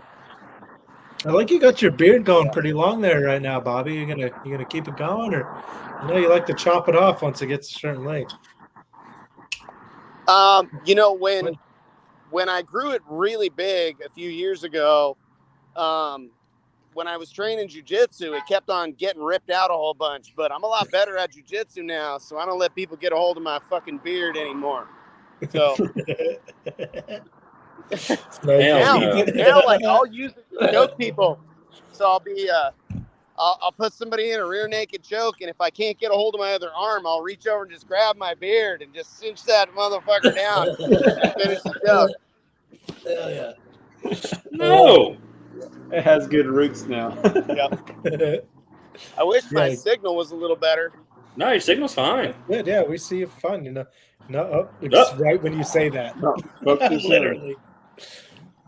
Shit. Scott says crazy. It's pitch black, 10 p.m. here. Yes, it is, Scott. You guys all sound like robots for some reason right now. It's kind of cool. It's not quite dark yet here. It's close though. It's not as light as what Bobby is. That's for sure. Oh man. So yeah, the Kicker Broncos cage is done. Ish. About the picture. Ish. They got to fill some squares. A long ways to go. They're gonna powder coat it red. I'm not sure how square Philly how many squares they're gonna fill. Well, they're not chasing numbers. Like there's not even gonna be front windows in it. The front door windows they're gone. Took them out. They're gone. Yeah, because so there's no window track on the new Broncos. There's just nothing. So it's either full extreme the door, or just take them out and just play it like a normal demo vehicle be played, windows down, doors open, stuff like that. Yeah. What is it? I don't know if you can tell us. Is it going to be a top port, fourth order, sixth order? It's a top port. It's exactly how I designed it. Okay. I just because I know for the door open demos that usually center top port is the way. That's the main reason. If we were going to do SPL, I'd have done big old driver side port, but there's just the way the Broncos built. There's just no way. I mean, okay, there's a way, but. Do you know how the door shut on Alma Gates' Bronco? Nope. So how did it shut? It did not bolt shut. It used the same locking mechanism that the Space Shuttle / Apollo 13 rockets used. There's a 2-gasket vacuum system around the door with 2 rubber gaskets. They'd suck the air out between the 2 gaskets to seal the door shut. That's rad. Jeez. Yeah. We need somebody like Alma to come in to see it again. That's just millions and millions of dollars to just burn on car audio, so we can see crazy shit like that again. Well, by that point, it wasn't her money anymore. It was, that was Kicker or PPI or JBL or whoever, whichever of the 3 Broncos it was. Maybe I could get Kicker to fucking pay for my NASA door treatment. That's what I'm saying. See, it's guess what you got to do. Oh, speaking of Kicker, Fair too. And you, Steve, I heard some stuff. I heard some stuff on Monday. What'd you hear? I heard some stuff. I'll have to. I signed an NDA. I'll have to tell you off screen. Okay. But I heard some stuff about you, bro. About me? You tell me too. I signed that NDA. Well, but no one else watching signed it. Well, now I'm curious. Talking about me? Oh no. It was good things. It was good things. Okay, good. That's good. Yeah. All right. I hiked my ass all the way down there so you guys can see this shit. This man been walking for at least 20 minutes. Yeah, let me see you with your super loud microphone. This car is fucked. Look how excited he is. Let's see it.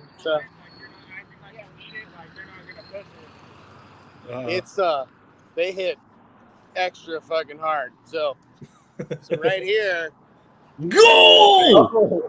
Oh shit! Make his big. Come on, make his big. There you go. Am I doing okay? Yeah, we see it. And then the car is right over here. You see the car? Is that an Explorer? What is that? A Range Rover. Is it a Mustang? The Range Rover. That's a Ryan News Range Rover. It's a brand new Mustang. fucking caked. Ooh, it looks like it's hard to tell. It's a newer Range Rover too, huh? Yeah, but Was. it's on some wild ass wheels and shit. I mean, it's all the way. That's pretty awesome. Sheared that bitch all the way off. That's impressive. That's high speed. He must have came careening across the lanes. Where did he hit it? How did he hit it? It looks like he came from over there. I don't know, man. I just work here. I don't fucking know. That's a lot. It looks like he came from he went across the lanes to hit it. How can I turn this motherfucking screen and shit? It should be. This is. I think once you started, you can't stop. Well, whatever.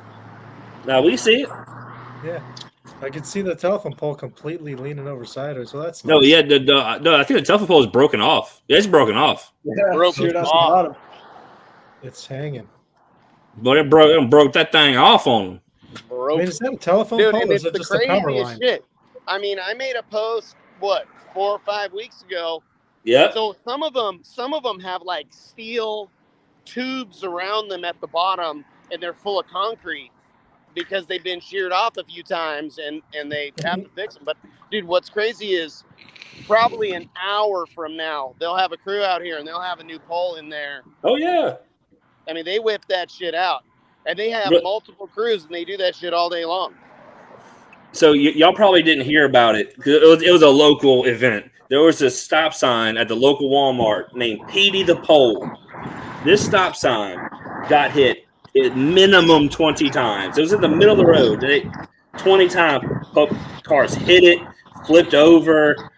I mean, it was just there was a whole Facebook page dedicated to this stop sign in Watson. It was hilarious. Oh my God. And that just reminded me of that. Hey, Bobby, you're muted. If you ever visit my shop, what? The No, fuck? you're unmuted now. Your finger must have hit it. Oh, that's weird. You're good. You're It good. said the host has muted your mic, is what it said.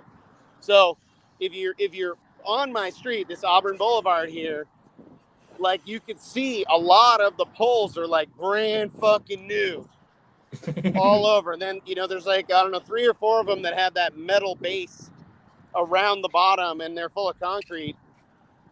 And the last guy that hit one, like we heard the impact. It was like you heard a fucking, a charger, like hit it and do like a little mini burnout, and then fucking boom, big hard impact. And I was like, oh shit, power's gonna go out. Somebody hit a pole, and I came around the corner, and that steel it was one barricade of those stopped it. steel and cement ones, and I was like, ooh, I guess we are gonna lose power. That one fucking got him. So, but yeah. So what is it about your street? The street? They're just wilding out, bro. They're just Are they wilding just out. hard I to don't fucking see? know. Or I don't understand. Like they're just jumping out in front of people. What's the name of that street? Auburn. What is it? Auburn Boulevard. Yeah. It's a pretty popular street here in Sacramento. But I don't know why. Let me look at this street and see why they wilding out. Hold on. I don't know, man. It's fucking crazy. It happens so often. So, yeah. That's right. Yeah, you heard it live here first. You were probably the first one on the scene. I'm getting notifications from the Ring camera that it's all power's out. I'm like, yeah, no shit. But yeah. Well, I don't know how much we actually talked about tuning really this entire. I think we talked quite a bit about tuning SPL vehicles. Maybe Drew can give us some really cool insight as to tuning some maybe. And he's gone. All right, Drew, would you like to give us some insight into tuning SPL or SQ vehicles? Yeah, So here's the biggest tip I got for SQ. Just assume you're retarded. You don't know anything about sound. You're wrong. You just don't know, because I don't know. And if an old head tells you what to do, just do it. But no, I mean, unfortunately, no. I really don't have a lot of useful information that I can articulate well enough, because I don't understand it well enough yet. Okay, if that makes sense. Maybe I got a little something. Like one of the things I learned when I first started getting, I'm not into SQ, but my daily has an okay SQ setup in it.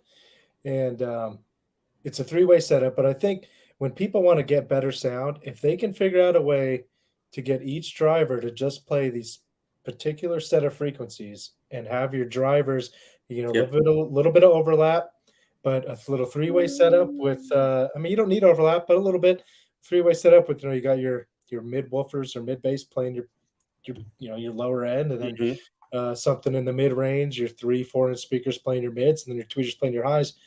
It makes a huge difference. Oh, for sure. Just separating. Just don't get every one of your speakers playing all the frequencies. No, I had a post on I think it was door for days yesterday, because I noticed that people will put 6.5s and 8s in the same door playing basically the same frequencies, and that's just for what? That's doing nothing. Someone said time alignment. Yeah, time alignment is important. Time and phase alignment, or phase may be more important than time, because sound is not straight up and down like you see on the waves. Sound is at an angle constantly. So you have to phase align and time align.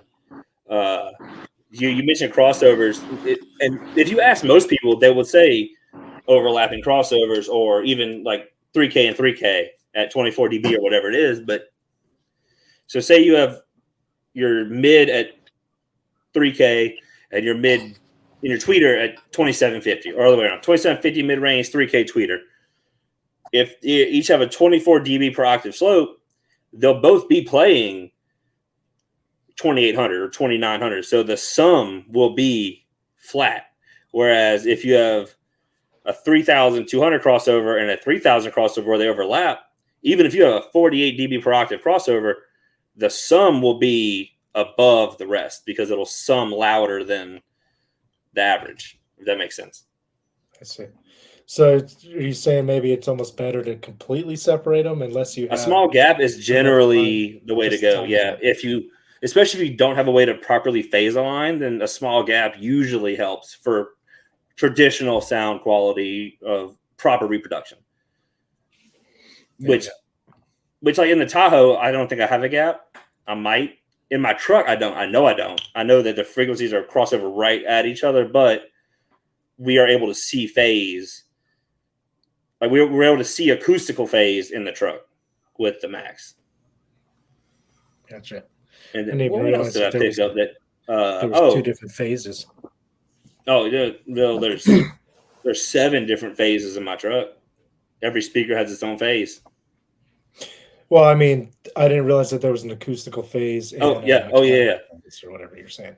Yeah, there's the electrical phase, like Carl was saying, he tunes his amps, he electrically phase aligns them. But then there's an acoustical phase after the speaker has made the sound. And then so how are you testing for an acoustical phase? Because obviously with electrical phase you're using an O-scope, but with you can see it. You can see it with Rue and a good microphone. It's a bit more of a pain, but you can see it. And then my laptop my laptop's in the kitchen, but like with the JL Max thing I have, I can see. Actually, one second, I will share. I have my desk phase for my office right here. I'll share it and we can pull it up real quick. Share screen. I'm curious if that'll make Carlos any louder. I mean, aligning acoustical phase is what I did it in the driveway for someone else's car a couple days ago, and changing 0 power, his mids and highs got louder because everything arrived at my head at the same time. Right. So yeah, pull up that little screen I just started sharing. That is the acoustical phase of my desk. Okay. So the white. What are we looking at? Those are phase wraps. So basically, sound travels it through space and time. This space, time. It's 3D, so it moves like this in a circle, in a spiral. Basically, that is the 2D representation of phase of sound. So the wraps that go down, they just make a circle. Okay. It's one constant circle, basically.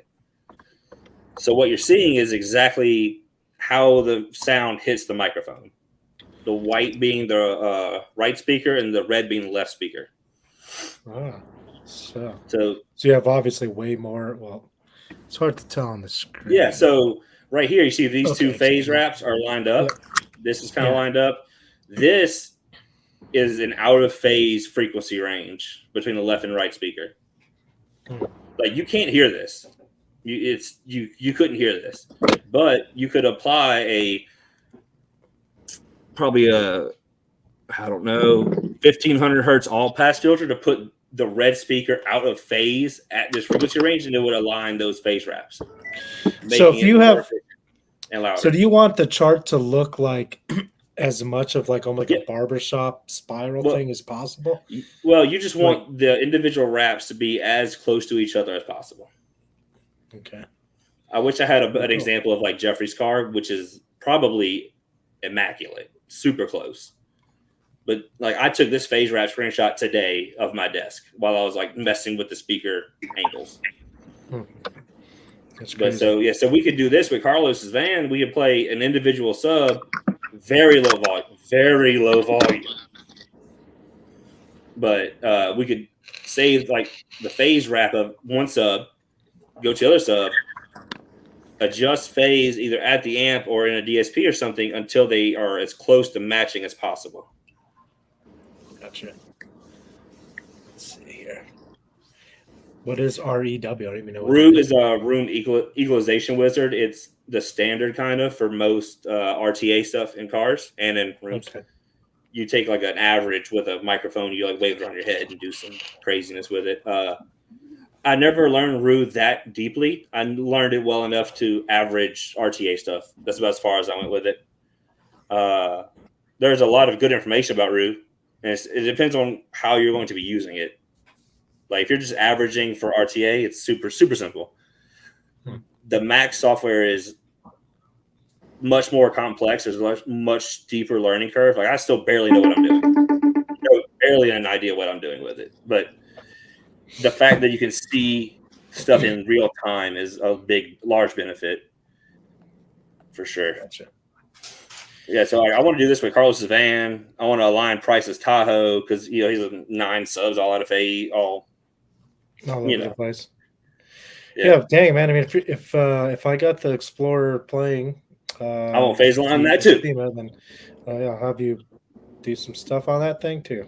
Absolutely. And then like for loud mids and highs, it's a 5 mic array. You can take the mics apart and spread them around the vehicle, and you can tune your mids and highs to sound good fully around the vehicle. Okay. This is a sales pitch for JL Max. They're out of stock, so you can't buy one. Ha! All right, guys. Well, anybody want to add anything that we didn't talk about tuning or anything I think people should know before we sign off here? I have the biggest secret for getting loud, and I think Carlos will agree, and so will Bobby, and so will Steve. Money? Nope. Well, yes, but 100%. make it strong. Yeah. Yeah. Strong. Strong. Yeah, You could be guessing at the port and the box size. If you make it strong, it's going to be better than a well-designed single layer flappy crappy box every time. All my boxes are single layer. Are they flappy and crappy? They are definitely not flappy and crappy, but I am a single baffle advocate. The internet told me that won't baffles are work. like this big, dude. What he knew was a single layer of 3-inch. Chill out, bro. Yeah. What were you gonna say, Well, Carlos? in the van, I have a single layer of 3/4 everywhere, Where? like on the enclosure. Attached to what? A lot of Steel cage. A lot of A lot of steel. I mean, I'm doing Yep. single layer baffle in the Explorer. With attached to what? Steel. Steel. Okay, then. Okay. That's it. Yeah, I mean, I can look at builds on Facebook before they're even halfway done and be like, "Oh, that's going to suck. That's going to work." You can just tell by the way they're building something if it's going to work or not. I agree. I'm with the Or if they build a whole wall in 24 hours, you're like, How about you don't do that? If it's Carlos. 'Cause Okay, yeah, I but don't that even build a doesn't wall count, in bro. 24 That dude, hours. his 24 hours is like 48 or 72 for everybody else. I know. I don't get it sometimes. I'm like, how do you do so much in so little time and still like work 80 hours a week. I don't get it. Time machine. You got a time machine, Carlos? Not Maybe. telling anybody about? Can't tell you about Carlos that said if part. he had a time machine, he'd Yeah, go the back and NBA. tell his ass to leave the extreme van alone. Shit. Should have had a time machine. I'd probably build it stronger. Ayo. Dude, didn't you rip the roof off? Yeah. Yeah. I mean, how much stronger can that thing even be? Unless you just go Again? concrete. Big game. Oh, yeah. No, of but course it's saying it how can. much stronger could you make it? How much stronger can it be, though, than it already is? Oh, a lot thicker material. Like a lot thicker. Like if I did 1/8 wall or 1/4 wall, steel tubing, it'd weigh a lot more. But I mean, from the get. But then again, right now the van has like on the side walls probably 2.5, 3 inches worth of steel orientated different ways and filled in squares and Fill the And you have pour squares. foam everywhere, too, right? what? The pour foam? Yeah. Yeah. 16. Pour Nick foam said- and resin and sand in between and more pour foam and all that good stuff. Sand? I guess it is. Right. You know, Yeah. I've been wanting to play with that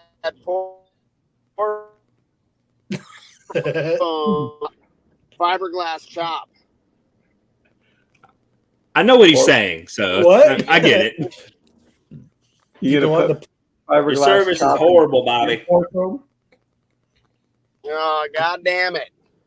I'm trying to drive home because I had shitty signal at the shop. The only time I had good signal was when I was over near where the cars crashed. So Nick said the old way of tuning 6-orders, they typically tune the front and rear an octave apart. I see a lot of guys not tuning that way. Does it make a difference? Yeah. it Anyone does. doing a proper 6-order is an octave apart, even now. If it's not an Yeah, octave like- apart, you're doing it wrong. In my van, it was almost a 2 to 3 dB difference when you would go a frequency off. I think it was insane. Yeah, no, it's.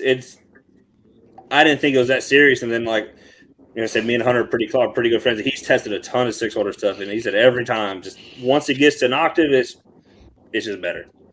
That's mine usually. Usually everything's happier. Yep, and then so I had that 2.8 box that I designed and brought in for that van build. That's why I put it on the thing and made sure the frequencies were lined up, and then I played it and it's like, okay, it's within. It was like 26.5 and 52.1. I mean, it was about as close as you could get. Yeah. And that thing was great. It sounded fantastic. Yeah, I think that's definitely a rule of thumb with 6-orders that if you're going to try one, you now granted, could you find Oh. someone with a different tuning setup that works? I'm sure of it. Positive. There's always somebody doing something off the wall. But if it's not, if you don't see it working a lot or at the top of whatever its class is, there's a reason.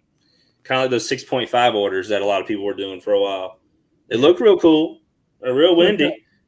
But how many loud ones did you see? Yeah, very few. None. Zero. Well, I guess, yeah, you know what? Now I think Nathan's isn't like that because his is all inside. Yeah. It's all It's inside. actually- It's not a But 6 so, and there were a couple that were kind of loud, but say there were 24 15s, right, in a 6.5 order in an extreme build doing a 70. Like, that's really cool. But it's 24 15s in an extreme cabin doing a 70. Is it that cool? Could have dropped it down to like 12. Yeah. Yeah, in a normal 6 order and, gain 4 dB. There Bobby, he you're is. back. Well, he's cute at this angle. Wait, I've seen this angle before. Hold up. This is Yeah, my see, now driving you're my good. truck angle. Yeah, you're good and smooth now. Your connection's good. So what were you asking before you cut off? I was saying I have an idea on something I want to try with the pour foam. I want to mix in a bunch of fiberglass chop to make it stronger. That makes sense. Pretty damn strong, dude. Have you messed with 16 or 8 pound before? Yeah, I messed with the 16, but I mean, imagine how much stronger it could be if you were using it as the matrix in a, and you had a bunch of fiberglass chop in it. It'd be significantly stronger. Yeah, you're probably right. I don't know. I have a couple it's SPL concrete. things that that we're doing the nitro that I'm gonna tell you about, you're gonna be like, that's crazy. Nitro. Well, Yeah, the white nitro we have. Oh, Nitro. I think you said the Yeah. night show. I was like, is there another show? That I'm thing missing? too. That thing too. Why not? Yeah. No, yeah, we're bringing the nitro back out pretty aggressively for 2023. With I'm the coming square for subs? every USAC class it fits in. It's coming for. Okay. I'm with it with All right. Extreme. Import No. Wars. No. Are you gonna go high after and Keith low. Sanders? You and Keith gonna go Go after after him? go. How do I go after someone I beat like 9 dB ago? I just know you guys were always like, Don't worry about it. hey, he's got them 612s in that. He's gonna need it. plexi Ain't gonna box help. now. Looks Ain't gonna He help. said he gonna need it. Remember, he had 415s and what 25K, could barely do a 60. The nitro did a 60 with 6K. Yeah, I know. Let's see. All right, one more comment. Dude, And this then, Nick dude yeah, got the shut it questions, man. I like I know. this. Our newest 6 orders designed using the front chamber is more of a loading chamber than tune chamber. Looking at the front ports, they're massive compared. So they're also a lot more. So they are tune chambers. A lot of them you'll see that are really deep. They use the depth of the chamber as the tuning of the chamber. Because let's say the cone area, the port wants to be bigger than the opening is. So it'll just use that as the port, and then whatever the depth of the enclosure is becomes the tuning of the top chamber. No, there's always a tuning aspect to the top / front chamber. that's what Like- I had to do in the Green Monster when I designed it. It wanted a port larger than the back window opening of the Green Monster, and so I just made it as big as I could make it. And then I did test shrinking it, and I could actually play lower by shrinking it. Yeah. And then what we ended up doing is then we put it back to full size, and then we extended it slightly, and then that made everything better. Yeah, because I bet you extended the overall length of the port basically, which was the entire top chamber, and got it closer to the rear, to an octave away from the rear chamber. Yep. Well, the older bandpass designs were a lot more basically same ratio or negative ratio compared to And they were just crammed cone area. So that may have something to do with why the new 6 and 4s are tuned different. I remember Scott was telling me, like, not that long ago, 4th orders and 6th orders were always like 1-to-1s or even like a 0.75 on the sealed side to. Well, that's what if you punch them in a program, that's what the program says to do. Well, you get a way flatter response. You just lose a lot of the peak. Yeah, you lose a lot of overall output because the ports are small, basically. Yeah. And people keep aiming for ratios. But then when you look at one of those, big crazy camel hump graphs that you see for a big ratio, a 4-to-1 ratio, 4th order, but then when you test in a vehicle, you don't see that in the results. Mm-hmm. When you start doing, a burp tone at 20 and 21 and 22 and all the way up to 60 hertz, you don't see this double peak camel hump representation of output the way that you think you're going to be like, oh yeah, it's going to be super peaky at this frequency and that frequency, and it's going to have this dead spot in the middle. It's not like that. They don't sound that way. It's not really a thing because the vehicle the vehicle is, it's just as much part of the box as the box. Yep. So the transfer function is real. Well, that's like Carlos. When you remember your Jeep and when you had the 415s in it, it had it was like a 5-to-1 ratio. I mean, it was a big ratio. Like 4.5. Yeah, and it played lows like a motherfucker. Like it had no problem smashing all the frequencies, even though it had this. Yep. It was supposedly this huge ratio, only going to play one note, and that was not the case at all. Nope, because vehicle transfer function. I mean, and you can plot it into these programs, but they still don't get it right because the woofer parameters are only accurate to 1 watt, and that's just not realistic, especially with how progressive suspension is these days. Like if you look at most subwoofers, they'd say them FS of 30 at 1 watt. At 1,000 watt, their FS could be, an inch and a half of movement. Their FS could be 50 or 45 because the spider pack gets stiff, gets more, more resistance as it moves further. Right. Which is why when I say that TS parameters are, I say they're wrong, but they're not. They're accurate to 1 watt, but that's not accurate to how we play. But we're not music. running 1 watt. Carlos is running 100 and how many thousand watts? 100. He's running 100 gigawatts. Exactly. 1.21 gigawatts. I wonder if Sounds they're like going to that. change that. 140,000. Change what? If you're ever going to like if you're going to be able to put in parameters into these programs based on true power, You can. But you have to have measured it with a clipple. You have to actually have TS parameters that are hot, like you're saying. Yeah, large. I call them large parameters, even though I don't think that's right. I just call them large parameters because I heard it somewhere and it sounds right. Yeah, like parameters like whatever kicker post or like even sundown, because Jacob sends his stuff to get clipple tested. That's accurate.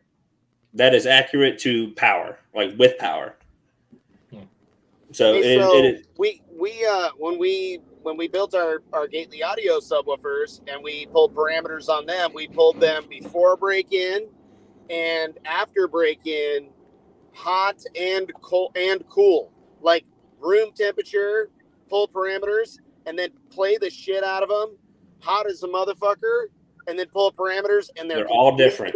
Fucking different. Yep. Well, here's the thing about when I'm listening to my audio system. My subwoofers are hot as fuck. That's just how I play it. And then if you sent your sub to get clipple tested, they'd be different again. That's right. So the little parameter thing and like the whole ass group on Facebook, it's like, why are these parameters all wrong? Be like, well, they were fucking right somewhere. Exactly. They weren't accurate at one point. Shit up. You know what I mean? I mean, some of them probably do. I mean, I'm sure some do. No, yeah. I know the company's no longer in business, but I know one company that would purposely change their parameters to look more like sundown parameters.